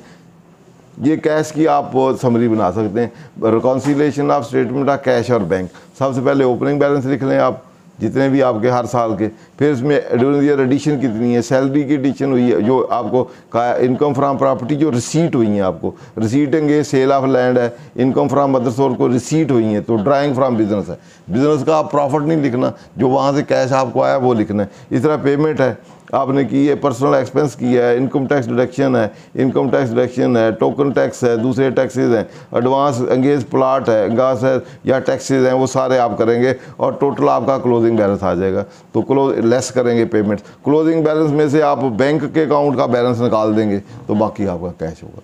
ये आपने कैश और बैंक दोनों का एक अकाउंट बनाया, वो टी फॉर्म में भी बना सकते हैं आप, स्टेटमेंट फॉर्म में भी बना सकते हैं। उसमें जितनी एडिशन डिलीशन सारी लिख लें और टोटल क्लोजिंग बैलेंस में से आप बैंक वाले निकाल दें तो बाकी आपका कैश इन हैंड आ जाएगा, वो आप कैश इन हैंड उधर डालेंगे और रिकॉन्सिलेशन से भी आपको चेक हो जाएगा कि वो उतनी अमाउंट है या नहीं है। तो फिर रिव्यू कर रहे हैं अपने आइटमों को, एडिशन डिलीशन को, गेन को। मोस्ट इम्पॉर्टेंट गेन का डिफरेंस होता है कि कास्ट, जहाँ आप ये समझ लें कि कोई चीज़ भी या जो एसेट आपस में एक्सचेंज होंगे एक से दूसरे में, वो रिकॉन्सिलेशन में ही आएंगे, लेकिन उनमें कोई डिफरेंस होगा तो वो आएगा। सपोज आपने एक एसेट है 2 लाख का प्रॉपर्टी आपकी, वो तो आपने 1.5 लाख का बेच दिया, तो अब वहाँ 2 लाख तो वही आया है, कैश में ट्रांसफ़र हुआ है, 2 लाख एसेट में से ट्रांसफ़र होकर कैश में आ गया या बैंक में आ गया, और ऊपर जो है आपका जितनी अमाउंट ऊपर आई है वो एडिशनल आई है, तो वो गेन है, वो नीचे गेन में आएगी तो रिकंसाइल होगा। क्योंकि आपका जो एसेट, एक एसेट बढ़ा है 1.5 लाख से, तो वो एसेट 1 लाख से कम हुआ है, तो 50,000 चेंज आई है ऊपर वेल्थ में, तो वो रिकॉन्सिलेशन में नीचे गेन के पार्ट में आएगी, तो फिर आपका वो रिकंसाइल हो जाएगी। इसी तरह बाकी एसेट, इंटर एक्सचेंज जो एसेट होंगे, जितना अपर लोअर वैल्यू होगी वो नीचे रिकॉन्सिलेशन आइटम होगी। अगर एक चीज़ उतने में ही एक एसेट में बिका, उतने में ही कैश में आया, तो नीचे रिकॉन्सिलेशन में कुछ नहीं होगा। अपर ज़्यादा, उसमें एडिशन ज़्यादा वेल्थ में होगी तो गेन में आएगा, अगर कम होगी तो लॉस में आएगा या एक्सपेंस में आएगा। तो इस तरह इस प्रिंसिपल को सामने रखते हुए आपने उसको देखना जी। दोनों को बनाएंगे, गेन को रसीद में से गेन निकालेंगे तो वो उसकी जो कास्ट होगी उसके साथ मैच करेगी। क्लियर जी?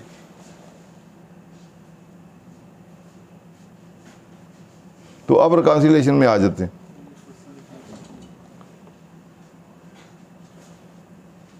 रिकॉन्सिलेशन में आ जाए, इसी की प्रेस्क्राइब रिकॉन्सिलेशन जो है उसको हम देखते हैं। ये आपके नेट करंट ईयर में जो नेट वेल्थ है आपकी, एसेट माइनस लायबिलिटी, वो आप देखेंगे अब कितनी है, पिछले साल की कितनी है, कितनी इंक्रीज़ या डिक्रीज़ हुई है। और इंक्रीज़ डिक्रीज़ के लिए नीचे फिर इसके इनफ्लोज हैं, आउटफ्लो हैं कि कहाँ कहाँ से पैसे इस वेल्थ में चेंज के आए हैं और कहाँ कहाँ से गए हैं, और नेट बैलेंस नेगेटिव जो है उसी इंक्रीज़ के मुताबिक है कि नहीं है। तो सबसे पहले आप उस करंट खुद ही कंप्यूटर दे देगा, पिछले साल वाला आप लिख लेंगे तो वो ये टोटल आ जाएगा और नेट इंक्रीज़ डिक्रीज़ होगी। अब इस नेट इंक्रीज़ को हमने रिकंसाइल करना है विद द इनफ्लोज, और आउटफ्लो का जो नेट निकालेंगे वो वही वाला निकलेगा और एंड पे 0 आ जाएगा। तो सबसे पहले हम इनफ्लो देखते हैं। तो सबसे पहले वेल्थ में जो चेंज आई है ऊपर, वो किस वजह से आई है, जो हमने इनकम डिक्लेयर की है return for subject to normal tax. तो नॉर्मल टैक्स वाली जो इनकम डिक्लेयर की है उसकी अमाउंट आप इधर लिख देंगे, रिटर्न से खुद भी उठाई जा सकती है, आप खुद भी लिख सकते हैं। दूसरा, income declared as per return for the year exempt income आपने कोई रिटर्न में शो की है तो वो भी आप डाल देंगे। उसके बाद income attributed receipt declare as a return subject to final वाली, वो भी आप इधर इनकम लिख देंगे। इधर adjustment income declare as per return for the tax, क्योंकि रिटर्न में जो डिक्लेयर की जैसे रेंटल इनकम होती है उसमें अलाउंसेज होता है जो एक्चुअल आपने कैश नहीं दिया होता, तो उससे आपका एक्चुअल इनफ्लो बढ़ गया होता है, तो उसकी आप इधर एडजस्टमेंट दे सकते हैं। जैसे वहाँ आपने रेंटल इनकम 10,000 की है, तो लेकिन उसमें 20% जो है उसका वो आपने पे तो नहीं किया, वो एडजस्टमेंट आप कर सकते हैं। या कोई और उसकी एडजस्टमेंट करनी हो तो इनफ्लो वाले में वो आप इधर कर सकते हैं। तो उसके बाद फॉरेन रिमिटेंस, बाहर से पैसे आए हुए हैं उधर नहीं है तो वो आप इधर डालेंगे, उधर कैश में, इधर तो क्योंकि आपके एसेट तो बढ़ गए हुए हैं उस अमाउंट से, तो यहाँ आप उसको डालेंगे तो उससे रिकनसाइल होगा। इस तरह गिफ्ट है, कोई आपको प्रॉपर्टी भी गिफ्ट हो सकती है, कैश भी हो सकता है, जो चीज़ भी गिफ्ट आई है ऊपर वेल्थ में आपके ऐड हो गई है तो उसी तरह वो उतना डिफरेंस है वो आप गिफ्ट ड्यूरिंग द ईयर वाला वो लिख देंगे। Gain on disposal of asset, क्योंकि आपने ऊपर एसेट डिस्पोजा किया है, उतना ज़्यादा एसेट ज़्यादा बढ़ा हुआ है तो उतना इधर गेन आप देंगे तो फिर आएगा। इनकम एट्रीब्यूटेड बिल्डर डेवलपर वाली वो जो उन्होंने कहा है कि 10% या इतना आप कम से कम शो करना है, तो वो वाला जो है वो आप इधर शो करें हैं। हाँ, ये 100D वो जो डेवलपर्स हैं तो उसका अगर कम होगा तो उसका आपने स्क्वायर फुट बेस पे नहीं देना, तो टैक्स देंगे तो टैक्स से वर्ष करके इनकम आपने डाली होगी तो उससे भी आप उतना उधर आप डाल लेंगे इनकम अपनी डाल के, तो वो वेल्थ में भी डाल लेंगे, इधर भी उतना फिर रिकनसाइल होगी ना। जैसे दूसरी इनको फाइनल डिस्चार्ज है इस तरह इसी तरह ये फाइनल की भी रिवर्स वर्किंग करके आपने दी है ना, तो इसकी भी उसी तरह वर्क करेंगे। उसके बाद आपकी अदर्स कोई इनफ्लोज हैं इसके अलावा हैं, ये तो प्रेस्क्राइब्ड हैं कि ये हैं तो इधर ही लिखने, इनके अलावा अदर्स कोई है जो इसमें डिस्क्राइब नहीं है तो अदर में डाल दें। इसी तरह आउटफ्लो हैं, सबसे पहले आप पर्सनल एक्सपेंस लिखेंगे तो पर्सनल एक्सपेंस की वो डिटेल आपने बनाई है जो आपका पार्ट है। उसके बाद गिफ्ट आपने किसी को दिया है, उसके बाद अदर है, लॉस ऑन डिस्पोजल है, तो अनरिकनसाइल्ड आइटम है, एसेट ट्रांसफर वो वैसे इंडिकेट करने ड्यूरिंग ईयर आपने डोनेट किए हैं तो इस तरह आप रिकनसाइल कर सकते हैं। तो ये वैसे भी ये नीचे वाला एरिया आप लिख दें टोटल, तो जितना डिफरेंस आए वो कैश में डाल दें फिर भी रिकनसाइल हो जाएगी। अगर कैश फ्लो किसी वजह से आपको नहीं बना सके या नहीं बनता, रिकनसाइल नहीं होता, तो इन आइटम को फुली आप जो आपकी रिटर्न में से हैं ला के डाल लें एग्जैक्ट, तो जितना डिफरेंस आए वो आप कैश में डाल लें टैली हो जाएगी। ठीक है जी, तो फिर आप कैश फ्लो बनाएंगे भी कैश अकाउंट फिर भी वही बनेगा, लेकिन प्रोवाइडेड के ये जो फिगरें डाली हैं वो सारी आपकी एग्जैक्ट और सही हों, उसमें कोई ऊपर नीचे ना हो। अगर ये चीज़ें आपके 4-5 चीज़ें जो इन्फ्लोज हैं ये सही हैं तो फिर अकॉर्डिंगली वो ऑटो पे फिर सही हो जाएगा। या वहाँ से बना के डबल रिकनसाइल कर लें, उधर कैश अकाउंट बना लें, उधर बना लें, वो फिगर उधर डालें, फिर इधर डाल के चेक करें, जो टैली हो जाए तो इट मीन वो भी सही है और ये भी सही। डिफरेंस है तो फिर रिव्यू कर लें, रिव्यू करके तो फिर चेक करें कहाँ रिसीट जो मैंने डिस्पोजल की डाली है और गेन डाला है वही जो मैंने कैलकुलेट किया वही है, कोई किसी इंटर ट्रांसफ़र एसेट है, हायर है, लोअर है, उन सारों को फिर रीचेक कर लें। उसमें से जो एसेट पिछले वाले ही हैं उनको तो भूल जाएं, जिनमें इंक्रीज डिक्रीज हुई उसको रीचेक कर लें, ठीक है ना। और फिर इसके अलावा अगर बाद दफ़ा क्वेश्चन आता है कि जी कोई एसेट आपने 5 सालों से डिक्लेयर ही नहीं किया, इस दफ़ा याद आ गया, अब क्या करना है, तो क्या इसी साल में डालें या पिछले साल में डालें या टोटल का टोटल ही 5 साल जितने भी हैं या कब से लेके हैं पिछले 5 सालों की रिटर्न आप फाइल कर सकते हैं। तो बेस्ट तो ये है कि अगर आप इधर डिक्लेयर कर देते हैं तो वो पिछले साल की खोल लेगा कि आपने सेल्फ डिक्लेयर किया है, तो इसलिए तो ये आपकी कंसीलमेंट है, तो पिछले साल तो डिक्लेयर नहीं किया। तो इस तरह आप वो अगर करना चाहते हैं तो विद इंटीमेशन, वो नोटिस से पहले वो इंटीमेशन नहीं आई, रीज़न ऑफ कि ये डेलिबरेटली नहीं है, भूल गया या अदरवाइज एरर मिशन है, तो आप पिछली से 5 सालों की जो टाइम बार जो है उससे अगली वाली से लेके ऑनवर्ड आप उसको डिक्लेयर कर सकते हैं। जब आप डिक्लेयर कर देंगे फिर उसकी एडिशन नहीं होगी वैसे भी, क्योंकि वो उस साल में जिस साल में एडिशन जो 100 सेक्शन 11 का 2A है उसमें जो लोकल एसेट्स हैं आपके, उसकी एडिशन जो है उस साल में होनी है जिस साल में आपने जिस साल से वो पर्टेन करता है या जिस साल में आपने परचेज़ किया हो। तो इसलिए इन 5 सालों में डिक्लेयर कर दें, कंसीलमेंट से बच जाएँ या जो otherwise anti money laundering concept में आता है उसमें से बच जाएं और यहाँ डिक्लेयर करके उसको प्रॉपर कर लें, क्योंकि एडिशन तो उसकी टैक्स में नहीं हो सकती ना। पुरानी प्रॉपर्टी दिखाने से रिकंसिलिएशन सारी डिस्टर्ब हो जाएगी, वो फिर पहले से ही आप रिकंसाइल करके लाएंगे ना, 5 साल पीछे हैं उसमें ओपनिंग में लाएंगे ना, 5 साल करेंगे और ओपनिंग में उसको डाल के लाएंगे। ओपनिंग में में डाल दिया, वो कहेगा जी ओपनिंग मतलब आज 17 इस वक्त 6 साल के अंदर है, जी मैंने 17 से ऑनवर्ड कर दिया। अच्छा, पहले तो ये अगर ओपनिंग देखें तो फिगर आपने सुन ले ना, ओपनिंग में फिगर आपने खुद डालनी, ठीक है। आपने 5 सालों की पूरी रिकनसाइल की, और जो ओपनिंग है उसकी जो भी कास्ट है आपकी, ना भी कास्ट डाल लें तब भी कोई नहीं, जीरो पे डाल पे ले आए, ठीक है, क्योंकि वो एडिशन तो हो नहीं सकती, या कम ले। अगर डालनी भी है तो वो जो पहला वो आप आखिरी साल है टाइम बार्ड के बाद, उसका जो ओपनिंग बैलेंस वो है, वहाँ जो आपने कास्ट उसकी डाली हुई आगे, वो उसके अंदर डाल के फिर लेके आए कि इट मीन ये पीछे से आ रही है। लेकिन वो उस पर कह रहेगा कि आपको इमीडिएट, चाहे वो टाइम बार्ड साल हो गया, डाटा तो मौजूद है, तो वो उसको हम रिकंसाइल बना के आपको वो टैक्स कैसे? आपने तो ओपनिंग में डाल दिया, रिकंसाइल कहाँ से कैसे हुआ? मैं ओपनिंग में डालूंगा, लेकिन वो ओपनिंग पिछले साल क्लोजिंग तो नहीं ना होगा हैं? वो नहीं होगा, लेकिन वो टाइम बार्ड है, आपने डाला है कि ये पिछले साल से ही आ रही है, ठीक है ना। वो आप कुछ भी डालें, आप एडिशन नहीं हो सकती, आप जीरो डाल लें या उसके अंदर डाल लें, वो कहेगा मिसमैच हो रही है ना, तो उनके मिसमैच है, तो ये वाला एसेट पीछे से आ रहा है, उसमें नहीं है, इसीलिए तो एरर ओमिशन करेक्ट किया है। करेक्शन या तो उस ये करेक्शन पीछे से भी वो भी होता तो मैं उसमें भी कर देता, लेकिन वो करेक्शन तो ये डीम टू भी है, जिस साल में मैंने खरीदा था उससे ही आ रही है, तो इस 5 सालों में आ रही है ना, ठीक है ना। 5 सालों में अगर आई है तो पीछे से आ रही है ना। और डेटा परचेज आप इधर भी लिख दें, जहाँ आपने पार्टिकुलर लिख रहे हैं उधर डेटा परचेज लिख दें, वहाँ लिखना है ना डिस्क्रिप्शन, ये लैंड है सपोज, इतना एरिया है, ये लोकेलिटी है, ये खरीदी थी, ये रजिस्ट्री नंबर है, ये है डेटा परचेज ये है। तो जब आप पीछे 5 साल देंगे तो 5 साल से पीछे ऑटो पे है, पीछे से ही आ रही है ना, तो एडिशन उसकी हो नहीं सकती, उस साल में करनी, वो रीओपन नहीं हो सकता।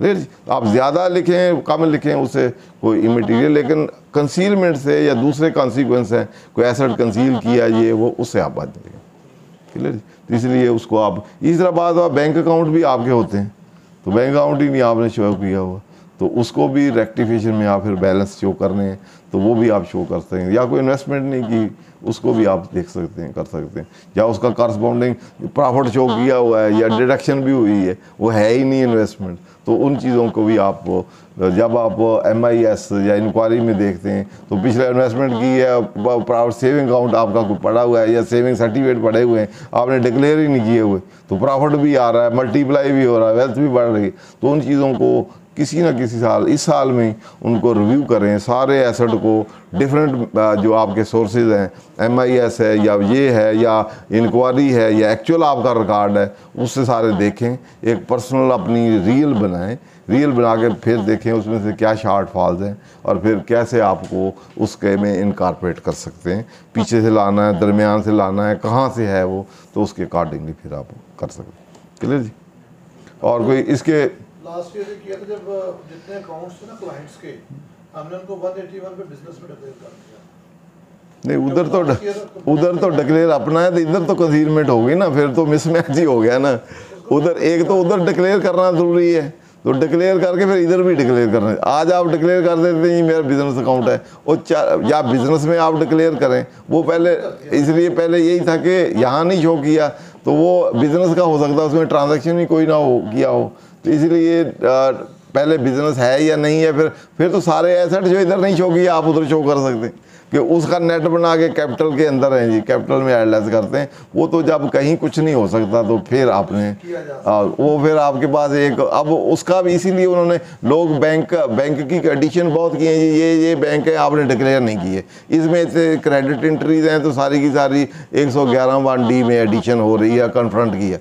तो उन्होंने रिप्लाई में कहा कि ये सारे जितने भी बैंक अकाउंट हैं ये सारे बिजनेस हैं, तो बिजनेस का कैपिटल मैंने शो किया हुआ है, तो वो कैपिटल इतना है, तो ये मेरे एसेट है, उसमें लायबिलिटी और आपने रिसीवेबल पेबल और डाले और मैच कर दिया उस कैपिटल से, और बैंक सारे बैलेंस शो कर दिए। तो उनका ये तो बिजनेस थे, इसमें मैं शो ही नहीं करने थे, इसलिए पहले मैंने स्ट्रेस किया है जो बिजनेस और उस पर कहा है कि बिजनेस को लहदा रखना है, इसको लहदा रखना है, यहाँ जो नहीं है वो समझे बिजनेस में। अगर कोई ऐसी सिचुएशन आ जाए तो वो बिजनेस में आप, अगर आजकल तो फिर आपने उसकी बैलेंस शीट भी दे देते हैं, तो उसमें एडिशन डिलीशन भी करना मुश्किल होता है, तो वहाँ भी बैंकों के बैलेंस दे देते हैं आप, तो उधर डिक्लेयर करने से वो वहाँ हैं हाँ लमसम कर दें तो फिर हाँ, वो आप मैनेज हो तो मैनेज है, लेकिन इनिशियल स्टेज पे ही आप चीज़ों को, बिज़नेस को और उसको सारी चीज़ों को अलग-अलग कर लें और अलग-अलग रिपोर्टिंग, जहाँ प्रोफाइल में भी रिपोर्टिंग कर दें, बिज़नेस में भी कर दें, इधर भी कर दें। जो रह जाए तो फिर वो रेक्टिफिकेशन या रिवीजन में उसमें कर लें। क्लियर जी? तो ना हो तो फिर अगला प्रिंसिपल फिर है जो मैनेज हो सकता है, उसका कर लें। वेल्थ स्टेटमेंट के हवाले से ख़ुसूसन कोई सवाल कि इनकम टैक्स रिटर्न के हवाले से कुछ कहा वो बिला तकल्लुफ़ करने से। अगर सर विरासती प्रॉपर्टी है और 10 साल पुरानी है तो याद आया जब सेल करने लगे हैं तो उसका क्या तरीका था, कैसे उसको सेल में डालेंगे डायरेक्ट या पिछली रिवाइज करके उसमें ऐड करके बाद में सेल डिक्लेयर करेंगे? नहीं, आई कब है विरासत, और 10 साल में 10 साल पुरानी आपने शो कभी नहीं की। हाँ, तो वो पहले तो उसकी ज़ीरो वैल्यू होती है, तो आप 5 सालों की अमेंड करके तो 0 डाल लें। कोई पहले भी मैंने बताया कि जैसे आपकी जो भी अनडिक्लेयर्ड है, कंसील नहीं कहते, अनडिक्लेयर्ड है या कंसील्ड है या अदरवाइज है, तो उसके लिए रिवाइज रिटर्न फाइल कर लें, उसमें आप डिक्लेयर कर दें।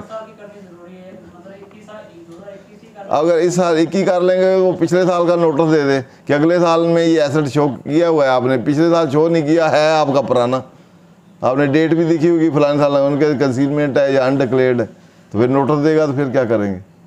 फिर आप नई फाइल करेंगे तो नोटिस के बाद वो कहता है वैसे ही नहीं करनी। 5 साल जरूर कर लिए, वो कर लिए जाएं, ज़्यादा बेहतर है कि अगर कोई एसेट ऐसा है जब से है, एटलीस्ट अगर ड्यूरिंग 5 ईयर है तो जहाँ से है वहाँ से, अगर प्रायर टू 5 ईयर है तो फिर वो 5 ईयर क्या डिक्लेयर करके फिर उसकी सेल रिकॉर्ड करें। बाद में ऐसे भी सिचुएशन आई है, लोगों ने सेल रिकॉर्ड करके कहा एसेट बेचा, इतने पैसे आए, वो डालिए, वो एसेट डिक्लेयर्ड ही नहीं है। ठीक है, तो इसलिए जैसे आपने अभी कहा कि इनहेरिटेंस वाला है, डिक्लेयर है नहीं तो आप कहेंगे करोड़ रुपये इनहेरिटेंस की बेची है, वैसे तो मैनेजेबल है, उनके नहीं भी डिक्लेयर की तो ज़ीरो वैल्यू है, तो डिक्लेयर कर भी देंगे तो वेल्थ पे तो कोई फ़र्क नहीं पड़ना, ना नेट वेल्थ पे ऐड होगी ना लेस होगी, जस्ट डिक्लेरेशन फॉल्ट है। तो अभी पैसे आए हैं तो इस पर कर सकते हैं, आप उसको कन्फ्रंट किया जाए तो आप रिप्लाई प्रॉपर्टी दे सकते हैं, ना भी डिक्लेयर हो तो उनके ये अभी मुझे मिली है या अभी मेरे आई है या अभी या उसका जो म्यूटेशन सर्टिफिकेट इंतकाल जिसको कहते हैं, तो एग्रीकल्चर है तो वो होती है, या इधर कोई सक्सेस। हाँ नहीं, सेल वो तो अलहदा है ना, पहले तो प्रॉपर्टी की बात है तो गेन अलहदा है ना, वो तो डिस्पोजल पे होगा ना। जो डिस्पोजल करेंगे तो फिर कास्ट ओवर लेस होगा। पिछले सालों में तो कास्ट रीट होती थी फिर वैल्यू, अब वो ख़त्म हो गई, तो आज ही लेके आज भी बेच सकते हैं, अब सारा ही गेन हो जाएगा। आज तो आज के बाद तो 30 के बाद तो पुराने दौर में फिर वैल्यू उतनी उस दिन होगी, उतनी उस दिन होगी, कोई कास्ट नहीं होगी, कोई गेन नहीं होगा। ये लास्ट टाइम हमने इस पर लेक्चर डिटेल लेक्चर किया था जी।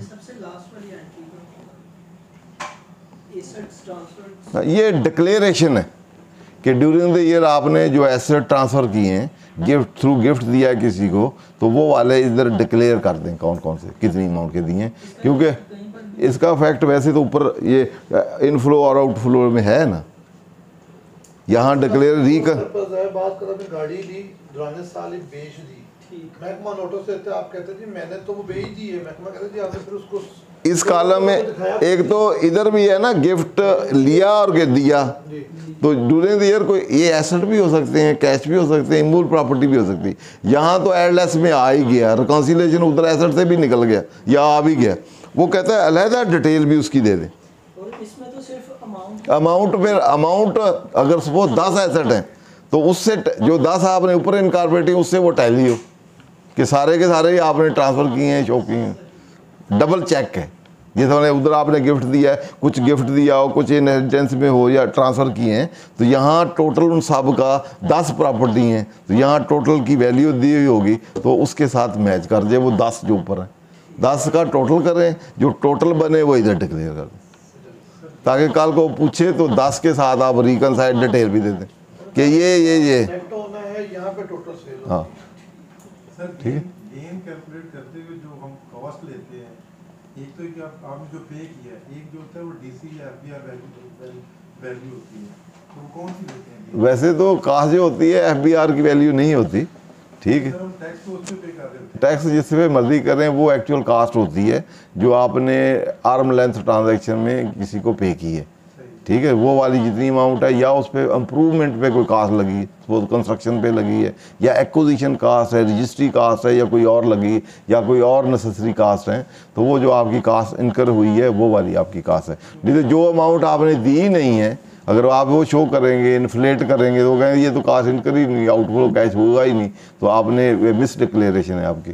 तो वो जस्ट जो वहाँ डिक्लेरेशन होती है वो टू मीट द उसकी रिक्वायरमेंट को मीट करने के लिए होती हैं कि उससे कम आप रजिस्ट्री नहीं कराते, जो जबकि एक्चुअल वैल्यू ज़्यादा होती हैं, तो वो मिनिमम वो वैल्यू है, उससे आप कम नहीं कास्ट शो कर सकते, ज़्यादा आप जितनी मर्जी शो कर सकते हैं। क्योंकि सर कि मैंने एक थोड़ा सा सुना था, एक जगह पे लेक्चर दे रहे थे यूट्यूब पे, उनका ये कहना था कि ये मतलब जो आप कॉस्ट जब गेन निकालते हैं तो वो कॉस्ट लेंगे जो एफडीआई या डीसी वाली है उसकी वैल्यू, वो वजह ये बता रहे थे कि वो 1% या 2% है, गवर्नमेंट ने उस वैल्यू पे आपको दिया होता है। मैं उस वो पहले ला ये था कि जो चीज़ आपको इनहेरिटेंस में या इसमें मिली है उसकी कास्ट तो ज़ीरो होती है, लेकिन गेन को कम करने के लिए कहा हुआ था कि उसकी कास्ट तो ज़ीरो है, लेकिन उसकी फेयर वैल्यू उस दिन जो है वो उसकी कास्ट ट्रीट होगी। और फेयर वैल्यू डिटर्मिनेशन करने के लिए वो आपका डीसी रेट को वैल्यू समझा जाता था, या आपका एफबीआर रेट जो था जो हायर होता था उसको समझा जाता था।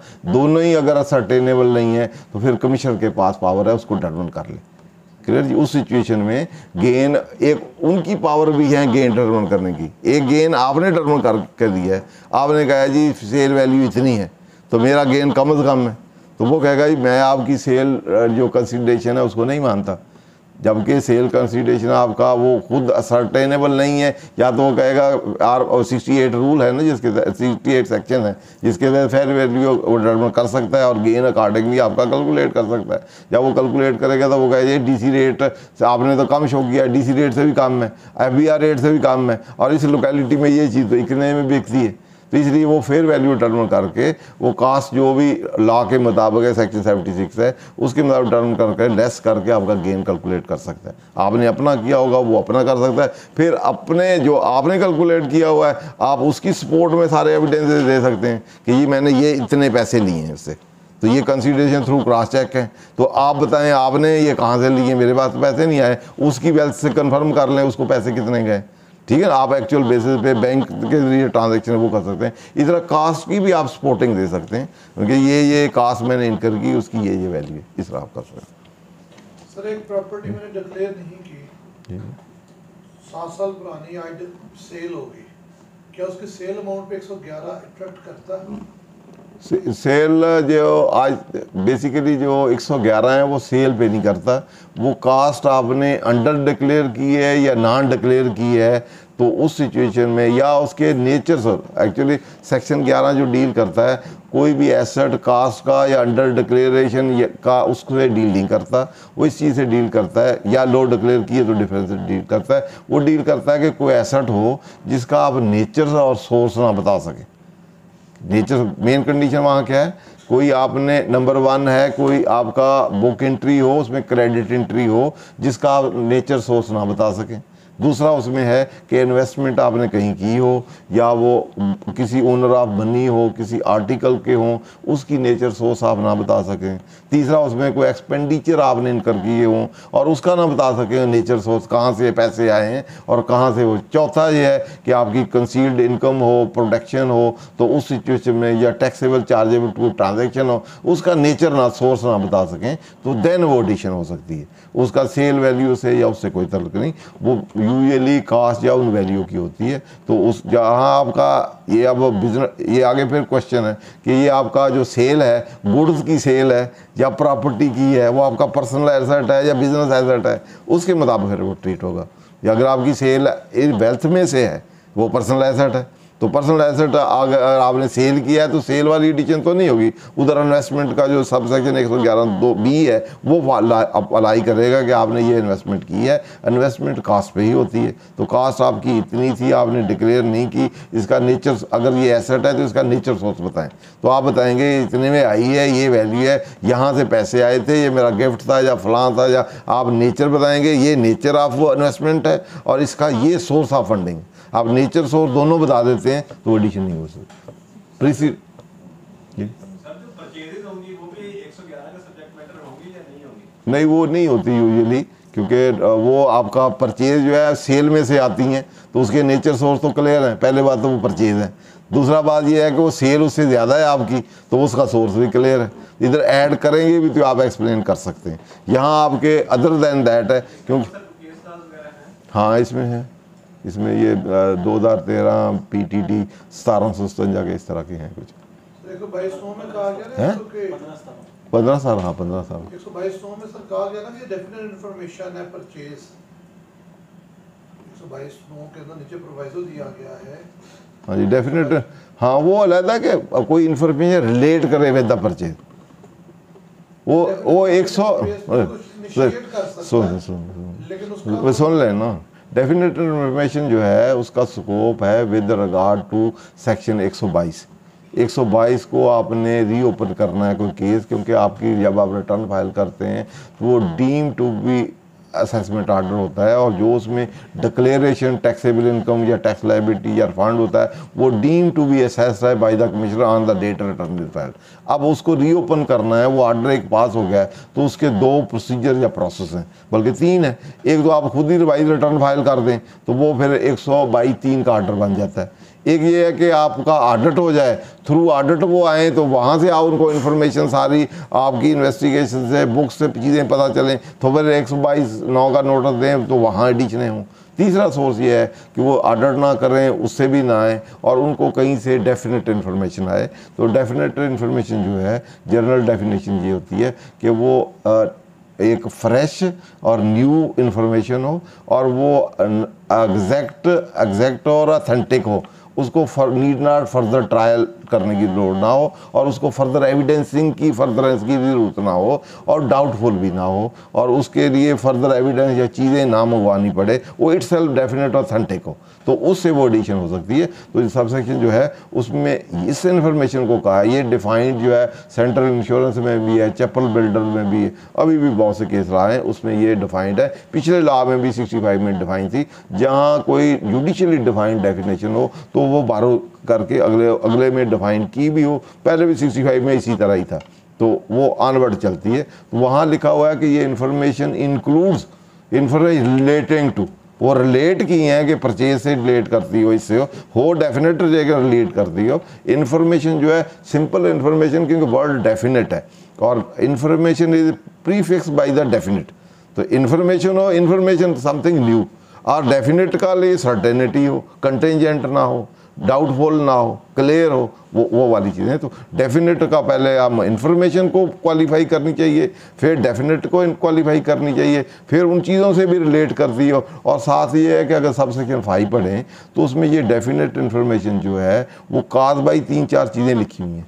तो नंबर 1 उसमें लिखा हुआ है कि वो डेफिनेट इन्फॉर्मेशन जो है, जो definite exact authentic need not trial के साथ साथ ये भी हो कि वो शो करे कि एस्केप असेसमेंट है। इट मीन्स कोई ट्रांजैक्शन एस्केप हो गया, फाइल खोल लें, और ये फर्दर कंडीशन भी वो फुलफिल करे। 122 का 5 पहले तो वो डेफिनेट इन्फॉर्मेशन भी हो, फिर ये कि एनी इनकम ये भी इज सेटिस्फाई करे, मतलब ऐसे नहीं कि बाय वे आर्बिट्रेटी या मैकेनिकल का कह दें, वो डेफिनेट इन्फॉर्मेशन क्वालिफाई करे कि any income charged to tax has been escape assessment, कोई ओमिट हो गई है, वो कोई ट्रांजैक्शन जो है लिया ही नहीं गया, उसके मतलब वो डेफिनेट इन्फॉर्मेशन हो। या total income has been under assess, उसकी वजह से टोटल इनकम जो है आपकी अंडर असेस हो गई हो, उतनी कम लो या असेसमेंट एट लो रेट हो गई हो, या एक्सेसिव रिलीव या उसकी वजह से रिफंड हो गया हो, या मिस क्लासिफिकेशन हो गई हो किसी हेड की। तो ये कंडीशन जो हैं, ये इंडिपेंडेंट कंडीशन जो हैं, और इनमें से वही इंक्लूड वाली जो मैंने बताई है,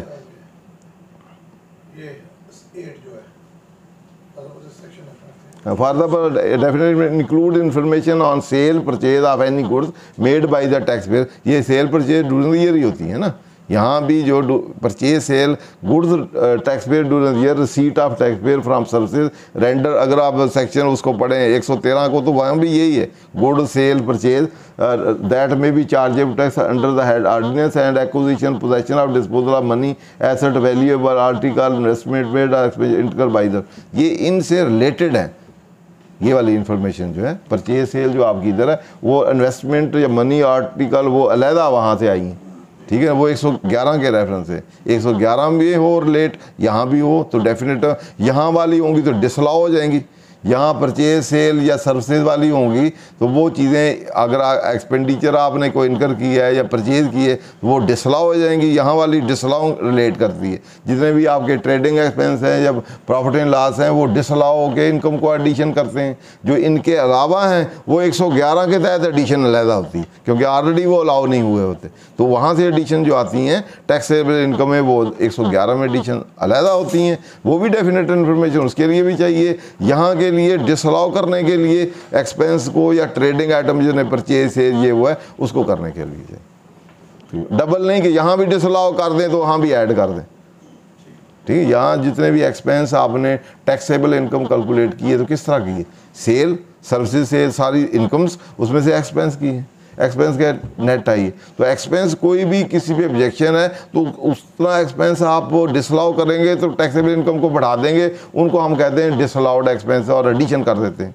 एक एडिशन जो इसमें नहीं अलाउ हुए वो हम उधर से लाते हैं 111 में से, वो 111 वाले वो जो हैं जो इधर नहीं है उसकी एडिशन सेपरेट करते हैं। अगर आप इधर भी एडिशन कर दें उधर भी एडिशन कर दें फिर तो डबल होगी। इधर वो डिसअलाउ कर दे परचेज को ऐड कर दे, उधर से लेके 111 बी को भी ले आए कि उसमें नेचर सोर्स नहीं फिर ऐड कर दे तो डबल एडिशन उसी चीज़ एक ही ट्रांजैक्शन की नहीं हो सकती। इसलिए वो डीम्ड इनकम एक सेपरेट है।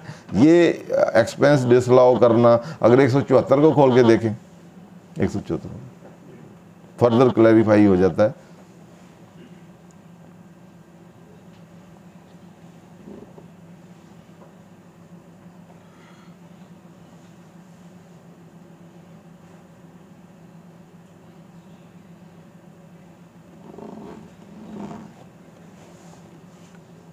Unless otherwise authorized by the Commissioner, every taxpayer shall maintain an account in Pakistan account data. The Commissioner may disallow or reduce taxpayer claim for deduction if the taxpayer is unable without reasonable cause to provide a receipt, other record or evidence transactions giving rise to the claim of deductions. Accounts and document required to be under section shall be secure, provided that where proceeding is pending. आखिरी वाला pending तो for the purpose of ये important है ये वाला for the purpose of this section expression deduction. अब deduction की बात की है तो डिडक्शन क्या चीज़ है, deduction means any amount debited to trading account. तो ट्रेडिंग अकाउंट में आपकी परचेज हुई है तो वो डिडक्शन आपने की है। तो डिडक्शन की एडिशन कैसे होगी, जब ऊपर आपका कोई एविडेंस नहीं देंगे, रिसीट नहीं देंगे या सर्कमस्टेंस नहीं बताएंगे कि रीजनेबल जिसकी वजह से आपने क्लेम की है, तो यहाँ वो एडिशन वाले में डिसअलाउ में आते हैं जितनी भी ट्रेडिंग में जो भी अमाउंट डेबिट हुई है। तो इसलिए ये उसका पार्ट नहीं बनती। तो लॉ जब लॉ में इटसेल्फ उसने कह दिया trading account, manufacturing account, receipt and expenditure account and profit and loss account, तो इसलिए कलेक्टिव लॉ को एज ए होल पढ़ें तो ये वो वाली जो परचेजेस हैं या आपकी जितने भी डेबिट हुए हैं द ट्रेडिंग अकाउंट या मैन्युफैक्चरिंग अकाउंट, वो सारे के सारे जो हैं वो पार्ट ऑफ डिसअलाउ में बनते हैं 174 और साथ ही 21 और प्रॉफिट में वो जो आपके भी सेक्शन 18 जो है उसका पार्ट बनते हैं, इसके नहीं बनते। क्लियर। तो अगला टॉपिक अगली दफ़ा। Thank you. मैं इंतहाई मशकूर हूँ सब हाजरीन का, और नेक्स्ट सेशन इंशाल्लाह नए टॉपिक के साथ अकॉर्डिंगली वो इंशाल्लाह अनाउंस कर देंगे, होपफुली कैपिटल वैल्यू टैक्स पे, तो उस पर इंशाल्लाह हम हाजिर होंगे। बहुत शुक्रिया जी।